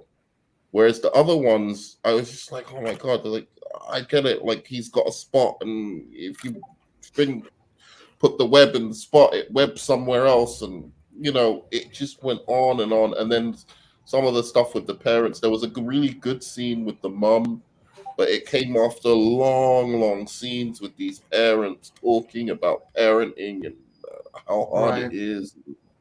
And to me, that's generic. They talk about like Shazam Fury of the Gods being generic because, it didn't go into the parenting enough. But I got the point. It got the point across about the parenting and where they were with the parenting. They got on with the story of it all, and they were still able to wrap up the parenting issue in a satisfying way. Would I have liked, one scene or two with Billy and the foster mom? Sure. But it wasn't actually necessary to me anyway. And they did it good in that movie. Yeah, she just says her little speech. I want to see Billy before you go. I want to see the real Billy, and she had her little moment with him. That's good enough. Like, what else do you need?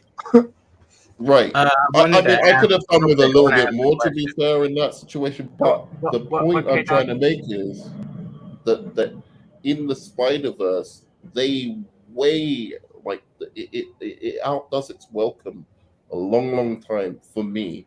I know a lot of people get really emotionally invested in what the mother and father are doing, but it's just like, I get it. They're good parents. They love him.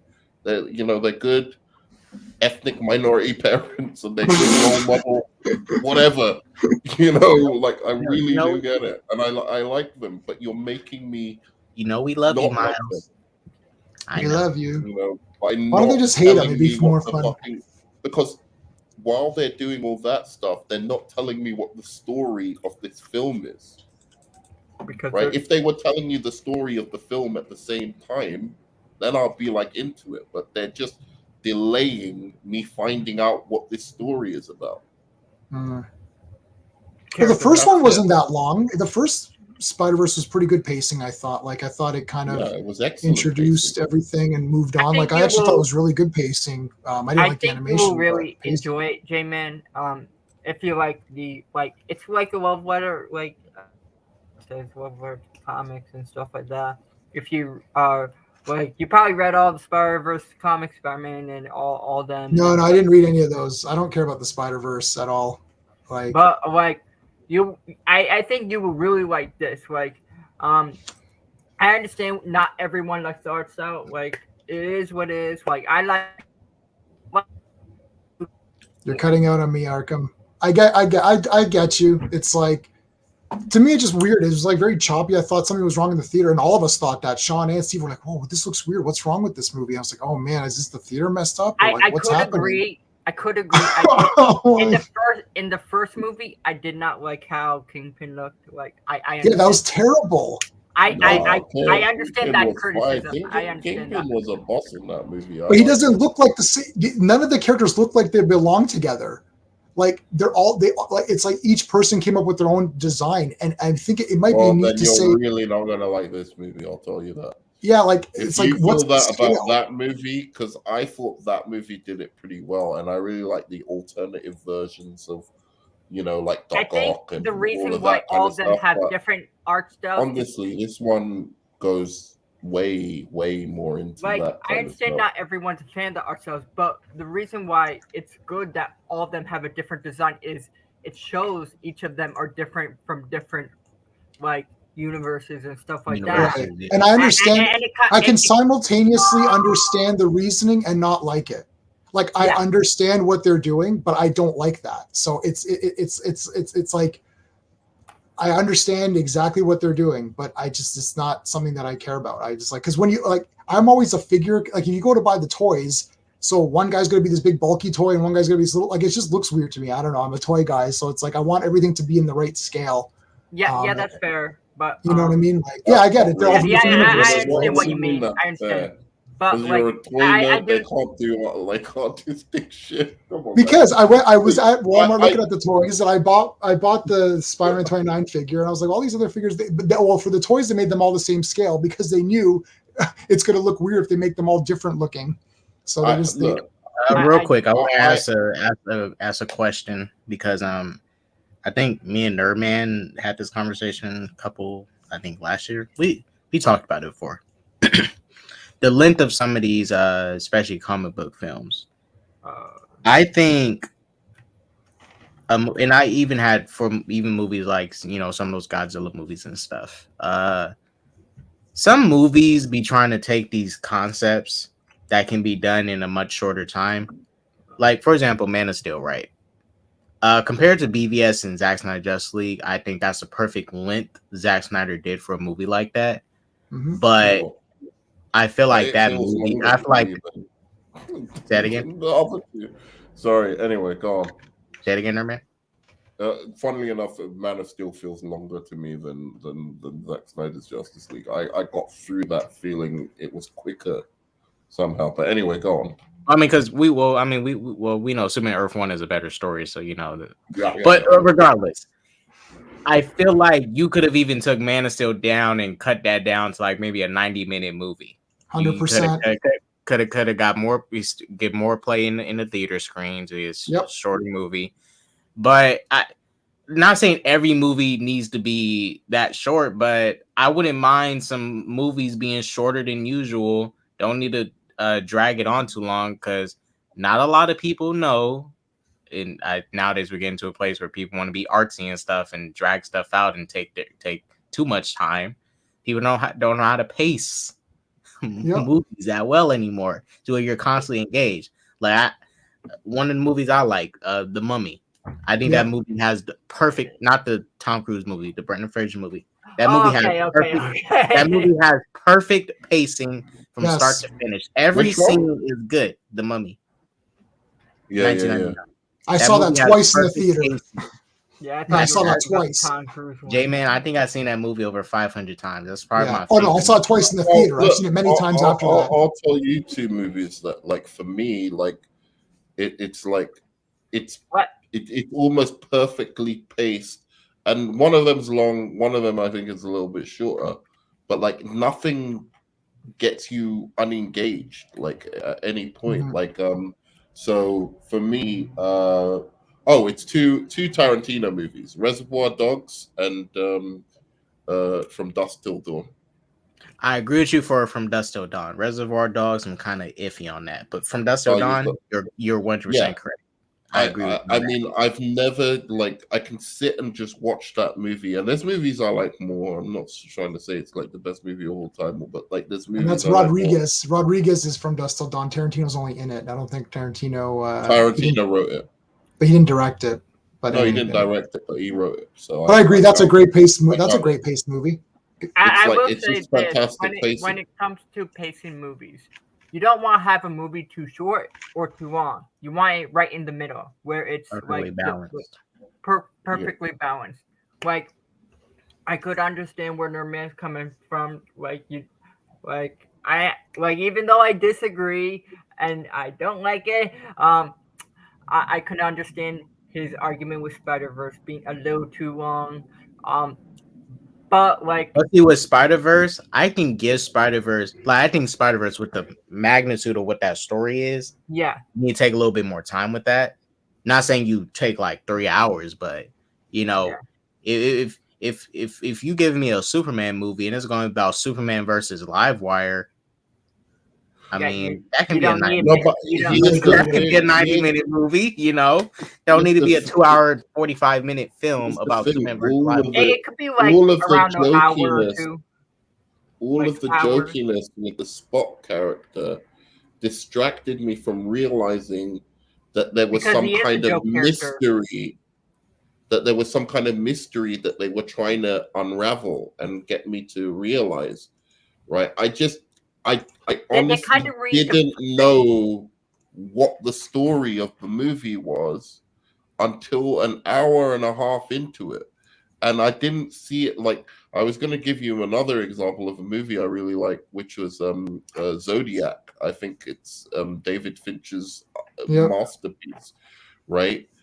And the thing about that, obviously, you know, it's a mystery because it's got Zodiac, the serial killer, and whatever at the center of it.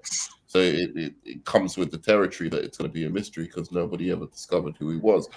But nonetheless, the fact you know it's a mystery helps you along the way through some of the kind of confusing parts, some of the parts where you know, like there's a lot of suspense or whatever.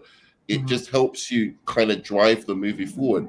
But when you're watching something that you think is just a fucking comedy, right? And you have no story to that comedy until, you know, an hour and a half into it, and then you're like, oh shit, this is a really fucking good story. I really wish we hadn't been watching this the whole time. Like the whole emotion of that, like, it saves the movie for me. That whole kind of reveal of what, you know, is going on in this Spider-Verse, right? Like, that saved the movie for me. And actually rewatching it gets better. That's the good thing about it, because when you know that that's what the story is, and maybe it's my ignorance because I'm not a Spider-Man fan and I should have picked up on stuff, you know, or maybe I didn't watch the first movie. You know, I watched it a long while ago, so maybe I hadn't refreshed myself on what the first movie was about, and I missed something. But it just felt like the story didn't happen until an hour and a half into it. But again, maybe the good thing is that it does improve the movie once because when I saw it again, I was like, this is just flames, you know, like, now I know, like, what this thing is about and what it's getting into and what the stakes are. Yeah, sometimes it makes sense that you're spending time with the dad, and it makes sense that you're, you know, like, do you know what I'm saying? Yeah, I understand what you're saying. I said that it's a good thing that I would say this: certain movies, it's a good thing to see a movie more than once, because I could like when you see once, you maybe you won't, maybe the second time you will understand and like it even more. That's what happened. I watched it 3 times already. I really like it. See, you have a lot of time. I don't think you should review a movie really until if you have even the inkling, just even the smallest inkling that a movie has some kind of substance or some kind of artistic merit. Yeah. Then you should, if you're about to give it a bad review, you should give a reason. Give it a rewatch. I don't think you need to watch Batman and Robin again, right? Or Scooby-Doo or something like that. I would never watch Batman and Robin again. Why not? No. You might have to watch Batman and Robin twice, because you have to really focus on the nipples the second viewing. But the nipples were in Batman Forever. He had the Bat Nichols and Robin and Batman. I remember Rick Forever also sucked too. It does. It was middle. It was mid. Val Kilmer was fine. Everything else there.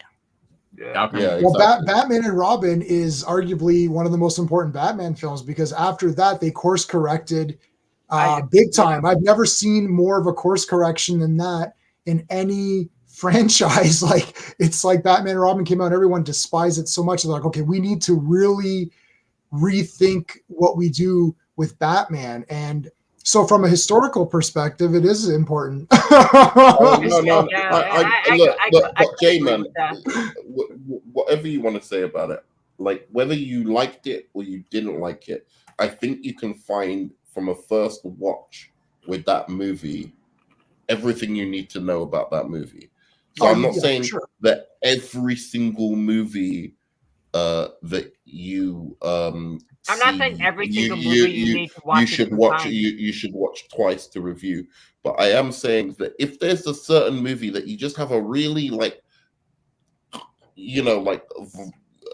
almost violent or a really serious reaction to, and it's like, oh, I just and especially if everyone else loves it, or people are saying it's really great and blah, blah, blah. I think it's worth looking at that movie again. Maybe you were in a bad mood. Maybe you missed something. Maybe, because often I don't think that, generally people are just wrong about a movie. There's very rare where I've sat down and watched movies that people in general think are good. And I've just been like, no, that really has no artistic merit. I don't get it. Do you know what I'm saying? It's like, I know. And actually, I liked Man of Steel when I saw it in the theater. I loved it.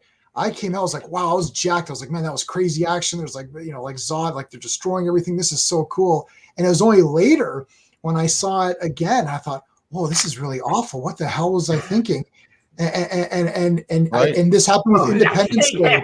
Remember the first Independence Day film? I saw that. I had to wait 3 hours in line to get tickets to see that movie. I came out like, wow, this was so great. And then I watched it on VHS. I bought it on widescreen VHS when it was hard to get widescreen movies. I was like, this is the worst trash movie of all time. What the hell happened? Zone, this dude. Phantom Zone is us. Phantom Zone is us. What are you talking about? Independence Day is live, bro. That film is... J-Man is correct that, it can be very important because to me, when you watch a movie the first time, it's just like reaction and shit like that. It's like you're overhyped and shit like that. And it's like, I think when it comes to the second viewing, or if you see third time, you will decide if you like this movie overall or not. Because what I used to hate? Because J-Man does have a point. Like he liked Man of Steel when he first saw it, but then when he saw it again, he didn't like it anymore. Yeah. Seeing a movie a first screening doesn't always help, and I feel like it's always good to see a movie a second time to give your overall thoughts on the movie. Yeah. Well, okay. I mean, I can reveal now that I wasn't in love with the Batman the first time I saw it. For instance. That second watch really helped. The second watch majorly helped. Two other movies, because I didn't get the thing that Bruce Wayne, from the first viewing, because I was just, I don't know, tired, I'd been to work, I went to watch it as soon as it came out and stuff. But I didn't get the part that Bruce Wayne, that he didn't know Bruce Wayne was Batman still, which was a big kind of twist in that movie. But, there's other movies like Spider-Man 1. I didn't get that movie at first, bro. I really thought this sucks. I just thought it was cheesy as hell, and then I watched it again and I was like, no, it's supposed to be cheesy. I get it. It's a hark back to that golden age of comic books. Yeah. Well, not golden age really, but the golden age of Marvel. Right. I was gonna say not golden, right? But yeah. You know, and it's a love letter to that. And then once I viewed it from that perspective, it allowed me to appreciate it a lot more. I mean, I've had to do Inglourious Bastards. I the first time I saw it, I was like, this is a fall off for Quentin Tarantino. And then I saw it again. I'm like, no, it's great. It's great. You know, so there's a lot of movies I think where it's just like, you know, especially as I said, if a lot of people like it, I'm always willing to give it another chance and just see maybe it was something about me right at the time, you know, rather than just like be dog, you know, like what do you call it, like dog-headed or, you know, right, pig-headed or what? Pig-headed, yeah, pig-headed. You're right. I usually assume I'm wrong. So, for example, when I first saw Blade Runner, everyone was saying, "Oh, Blade Runner is a great movie." I watched, I thought it was boring and stupid, and I'm like, "Okay." And everyone's like, "No, it's so good." I'm like, "Okay, did I miss something? Maybe I missed something." So then I actually watched it a second time. I thought, "Yeah, this is a little bit better." And then I read the book by Philip K. Dick, which is a masterpiece, of course. And then I rewatched it again. I was like, "Wow, this is a great movie." And same thing happened with 2001: A Space Odyssey. There's a lot of these classic movies where I thought, "Well, this wasn't really that great." And then you watch it, like, okay, I must be wrong. There must be something, because like most people love Blade Runner, right? And I thought maybe I'm wrong, and then I ended up being wrong because it is a great movie. So, but sometimes I'm right, and sometimes I call things like Force Awakens. Right as well, I think. Yeah, it's like a second watch. It gives you like I would say like when you see it first time and you think it change your overview of if you like the movie or not, because a lot of movies, I'm not saying all movies, but a lot of movies, it's good to see a second time and rather than just seeing it once. Yeah. Except for the Batman, that one you don't need to watch anymore though. Well, I will be watching Transformers today, so more than likely I'll just need to watch that once. Which one? Yeah. Transformers? I heard. Yeah, I'll be seeing that. So I'll be. Yeah. I heard it's good. I'm hearing it's good. Like, which one? Rise of the Beast. You're hearing it's good? I heard it's bad. Yeah. Who's lying? You heard it's bad? The ratings are low. Did you? Like I said, I'm not. It kind of, but that Rotten Tomatoes score is pretty low compared to Bumblebee that people like. That score is low compared to Bumblebee. I didn't think Bumblebee was all that great either. I didn't either, but yeah. It's a huge drop from Bumblebee, and Bumblebee. Wow. Like more people like Bumblebee. Like what I've heard, like some people saw early. It's not just critics, but right. Like I guess a fan screener or shit like that, like The Flash or something like that. But it's like some people said it's a downgrade to Bumblebee. Wow, that's not good. And they said they rather have. I don't know anybody likes Bumblebee like that. So they should just and they said they rather have. Why people think the Transformers movies are going to be good? Why do they think that? Like I saw the first one, it was crap. They rather say they said they rather have the director from Bumblebee than the one from this one. And listen, Arkham, I'm going to explain something. This is why everyone likes Bumblebee, because the first 5 minutes had the real Transformers in it, and they're like, "Oh wow, that was cool." I'm like, that's not enough. Having 3 minutes of an action scene is not enough for me to say this entire movie's good. Now, the cringe factor is much less. I rewatched Transformers last night. It took me 5 times. I can only watch it in half an hour. I watch half an hour, then I need to take a day break. So I watched the first half an hour, then I took a 24-hour break and watched the next half hour and the next half hour. It took me like 5 days to watch it because it's so cringe. Like the dialogue is so cringe. And that wasn't in Bumblebee. So people kind of gave it a pass. And giant robots are cool no matter who you are. It's a robot turning into a car. That's cool. Transformers has built-in coolness. That's just the advantage that it has. But Bumblebee was okay. And it's like everyone likes Haley Steinfeld or whatever. It's like, yeah, that's fine. Like, you know, she's okay. But this movie, I don't know. We'll see. I forget she's the main character in that movie. Right. Yeah. Well, there you go. So not, you know, well, she was wearing too many clothes. Maybe. I don't know. She should have been. Nah, it wasn't that. It was because you've seen it. Her character was so. Yeah, it's bland. As the lead, her character was so boring. Like, yeah. I'm not saying Shia LaBeouf is but shit, that's a downgrade from Shia LaBeouf. A huge step down from a protagonist. I mean, Mark Wahlberg was a step down, but Haley Steinfeld was an even bigger step down. Right.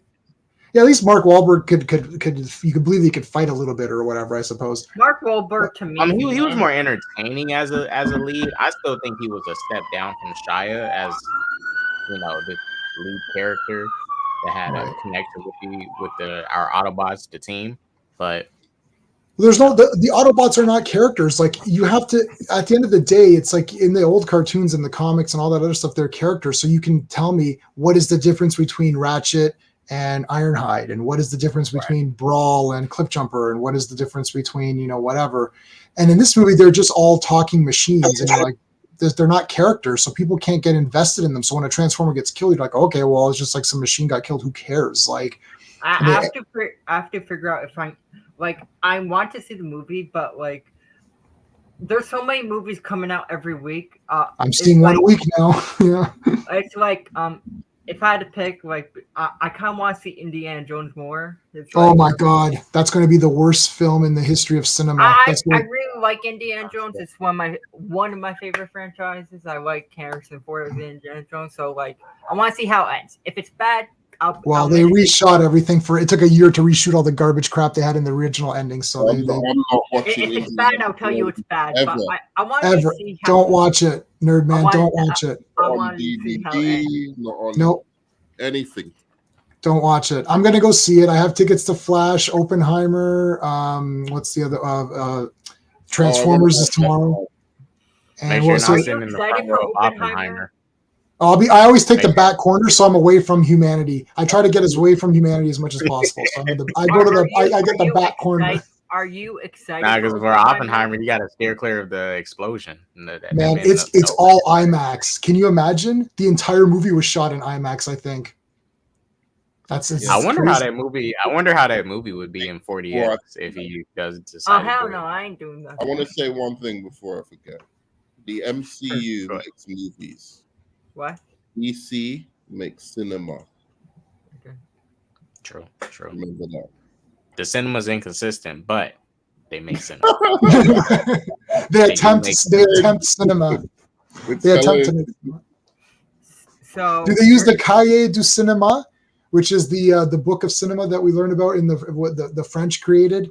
I took all these film courses and they never come in handy, so I have to say everything I learned on streams and the mise en scene and all that other crap. It's like, that's your cinema for you. What happens if Indiana Jones is actually good? If that happens, Arkham, I will give you every Batman comic I own. Okay. It's like I can guarantee you it's not good. I can guarantee. You're not going to watch it, nerd man. No, it's going to be garbage. The last one was garbage. I don't even think Last Crusade's that great. I like the first two. That's it.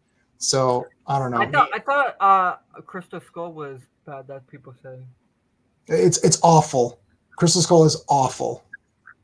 I know. That's one when he jumped inside the refrigerator, right, and dodged the nuke.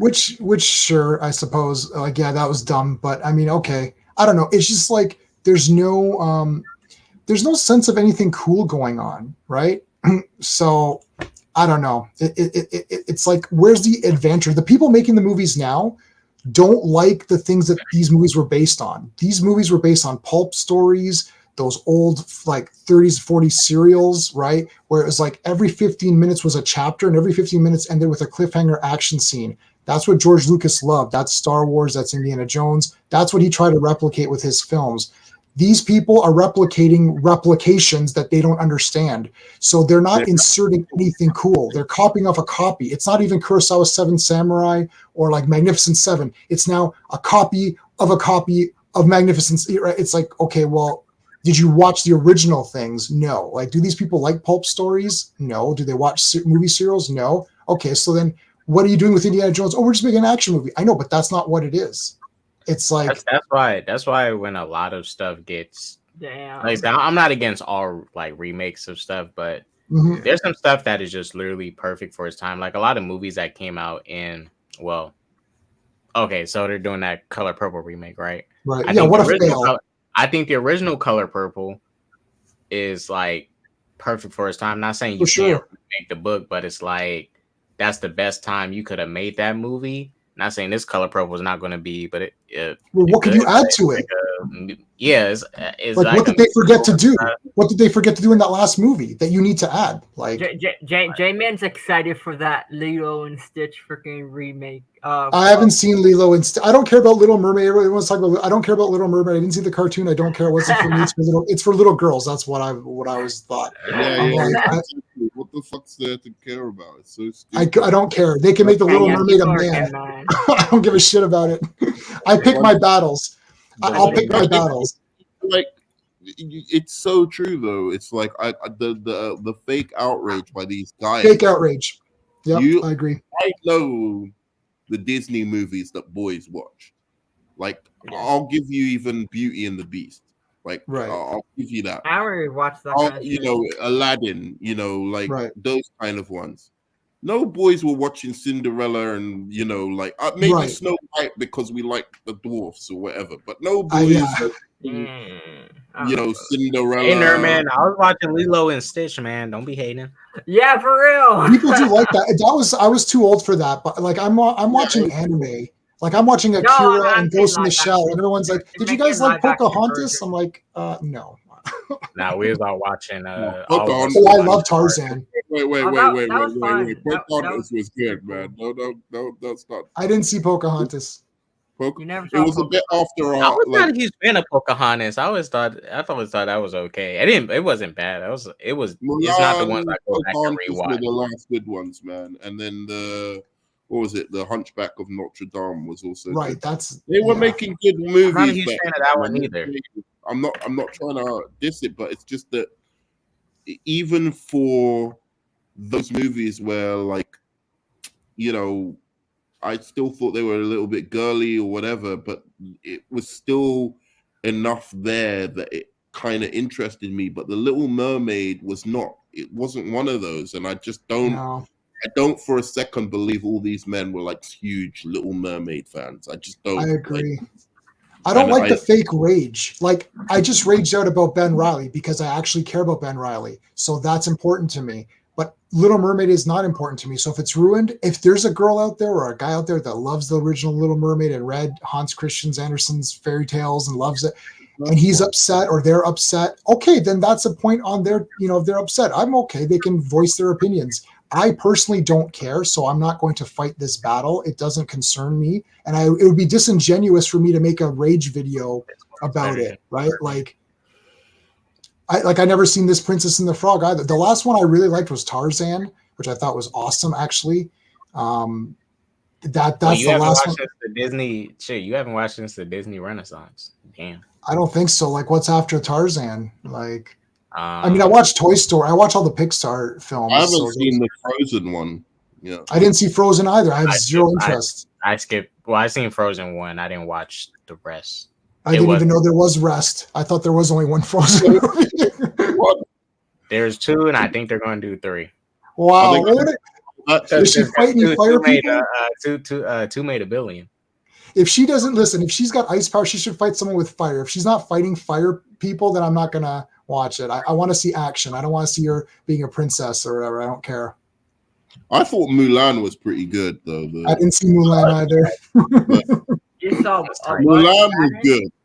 Dude, it had Eddie Murphy, man. That's my jam. Well, Eddie Murphy's obviously 10 out of 10, but like...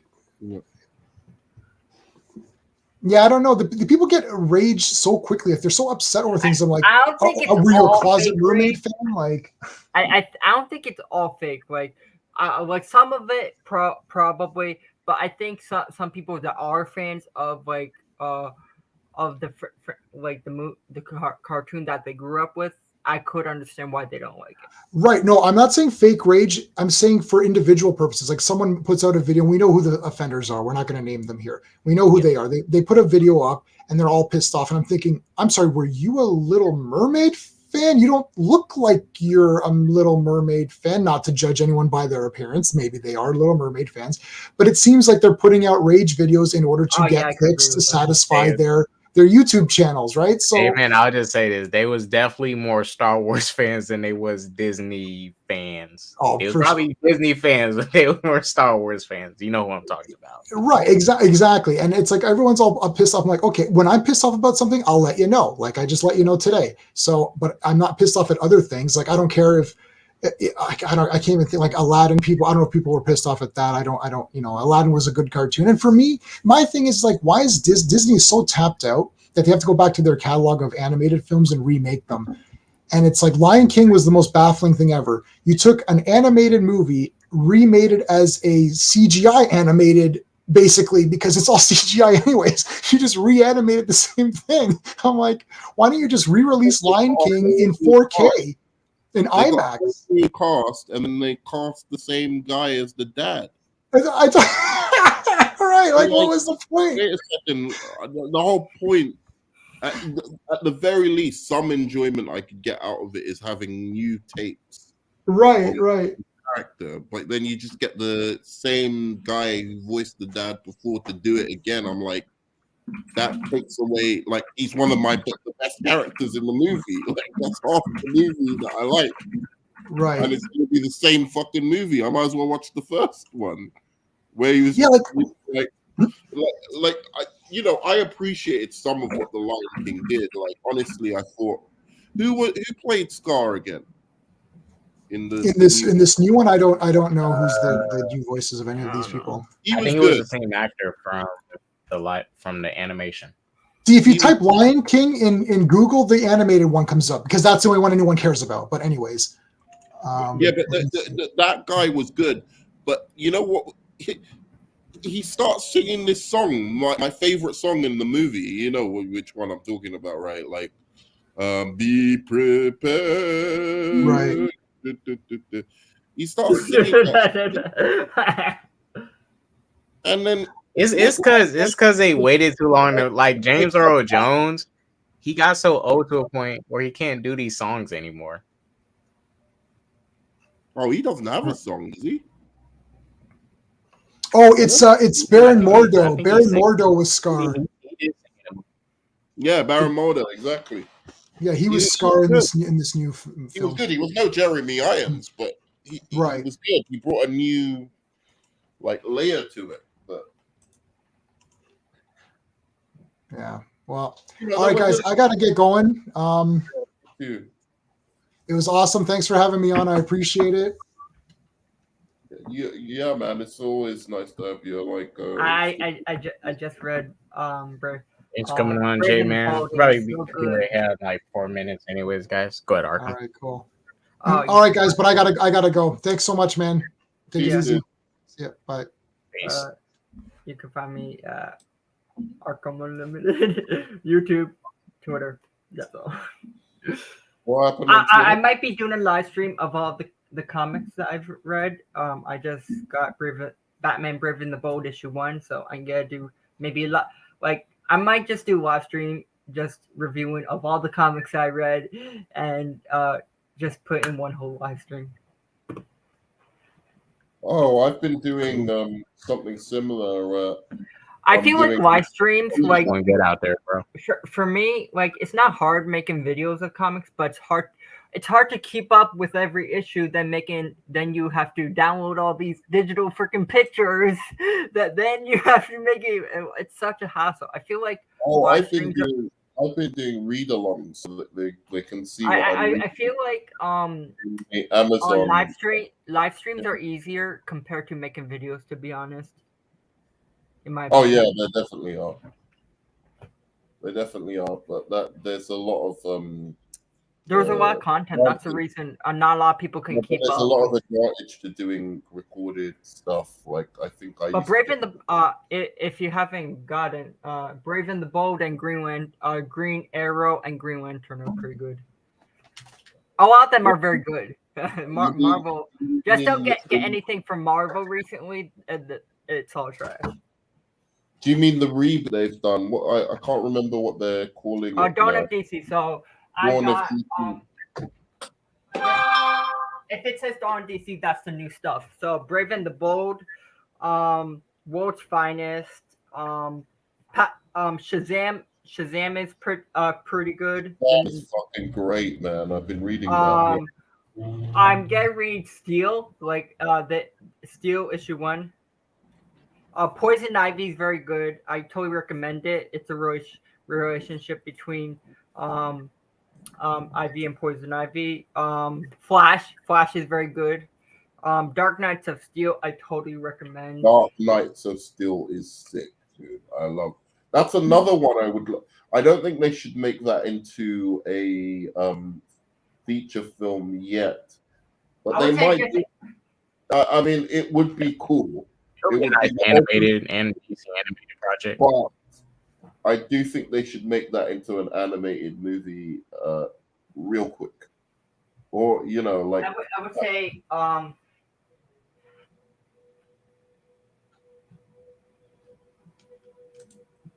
I would say animate. Make it animated. You can make it animated, not live action. Yeah, it should be an animated movie. That's.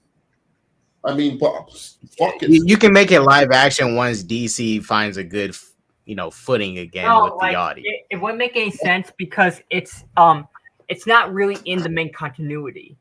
It was an Elseworld, not main continuity. That's like an Elseworld. It's an Elseworld story.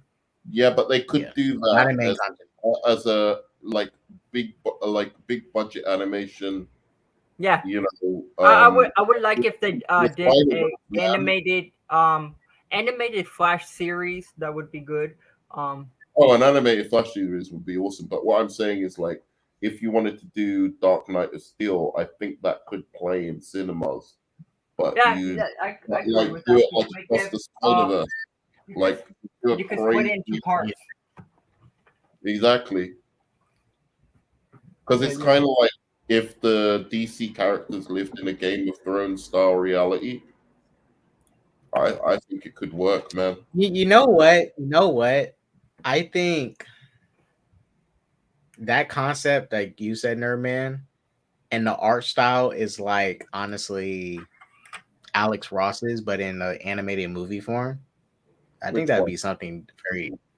The Dark Knight of Steel. No, I mean, the Warworld. No, not Dark Knight of the one Steel.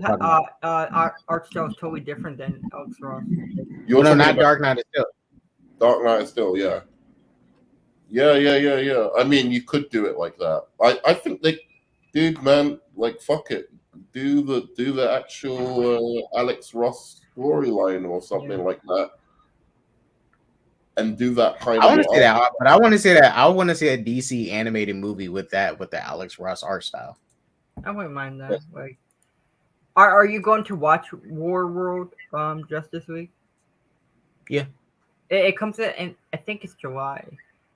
I'm surprised it's actually coming out. Like, good thing everything was written and animated before all this shit happened. Yeah, it's. Because like I think all the animations, like the ones that are not written, that are not finished written, I think they're on pause. Like I'm not sure if Creature Commandos, like I think Creature Commandos is already finished writing, but like the animation, I think that's all gonna be on pause as well, because like things going on with everything. Yeah, anything before anything that there's all the animations that have released currently was announced at DC Fandom, the last one. But anything after that, up until what Gunn is announced, it's not being done. Yeah, it's not. I think Justice World War is gonna be the last of this universe, and they do their own animated thing. As Gunn said, the animated stuff is going to tie into the main continuity unless it's a Elseworld thing. No, this is they're gonna still continue it. This universe, it's just it's gonna be considered Elseworld. Yeah, it's specifically Elseworld, so it'll still go on digital and shit like that. Because what they said, and that's another thing that I think they need to stop doing, because they're kind of just throwing these animations to the fire. And they have Max, they should start utilizing it for these animations. instead of just throwing them straight to DVD. Not saying it because you want to get people to tune into it. Because it's not say that people don't buy DVD, but let's be real, people don't buy DVDs as much as they used to. There's more people. It goes on digital. That's what I meant. Well, yeah, well, yeah, digital too, but they can really bank on promoting it on their Max streaming service as like this exclusive, thing to watch for blah blah blah amount of days. Keep it on there, but market it as if you need to watch this on Max day one. Mm-hmm. It'll really help because the DC animations are really good. The only thing is that they don't get marketing like that. I don't know why like that. But they're really great. DC animation is really great. It just lacks marketing. And you're just like, get these guys to just storyboard your movies. Like, I don't get it. It's like I'm not one of those people who's like, oh, I just want the films to be just like the cartoons, but those cartoons are pretty like sophisticated and dark, some of them, and it's like it's kind of a perfect blend between what the people who want like a little bit of a darker, serious DC, but also people who want the real superheroics, of the animated film, animated DC stuff and comic book DC stuff. So they've got a perfect blend in what they do there. And I just like that Green Lantern movie they did the other time. A little bit of touch ups with the dialogue. Beware my power. A little bit better. A banging score. That's a good Green Lantern movie. Like maybe tone down the villainous Hal Jordan a little bit, because you don't want to offend all those people, but like, save the parallax thing for the next movie once they've built Hal Jordan up a bit. But like you've got like, the basis of a really good Green Lantern movie, and I'm just like, why aren't they using that? Why isn't somebody like I don't think any of these guys even watch, like, maybe if I was that rich and an owner, like a head of a studio and stuff like that, I'd be probably too busy in Barbados like banging chicks and whatever to read comics. Yeah, because pay someone to do it. I don't know, get someone and just pay them to just sit down and comics. Yeah, Nerman, that's why even when these people are storyboarding movies and stuff, especially these comic book movies, a lot of directors storyboard and they want to storyboard their own stuff. Not saying they can't, but I think a lot of stuff can really benefit if, like, for these comic book movies, they get comic book writers to come in or comic book artists to come in and storyboard their movies. They don't need to write it, they don't need to direct it, but storyboard the movies. Hell, even join in on the writer's room, or the DC animated people join in on the writer's room and do storyboard too, because they can really, because the storyboard is a reference of how they even film a scene, right? And these directors got the mind of a person that's directing a live action movie and putting it into a film. But these comic book writers, these comic book artists, can storyboard you something great, put some detail into it, and you see it for all it is, and you're like, dang, all right, let's direct that, put it into a movie. They got all these resources and they're not utilizing them. It's crazy. Same thing with Marvel too. It's like got all these great comic book artists and stuff, and it's not saying none of these, but I've seen some directors' storyboards, and these fuckers can't draw. I'm sorry, they suck.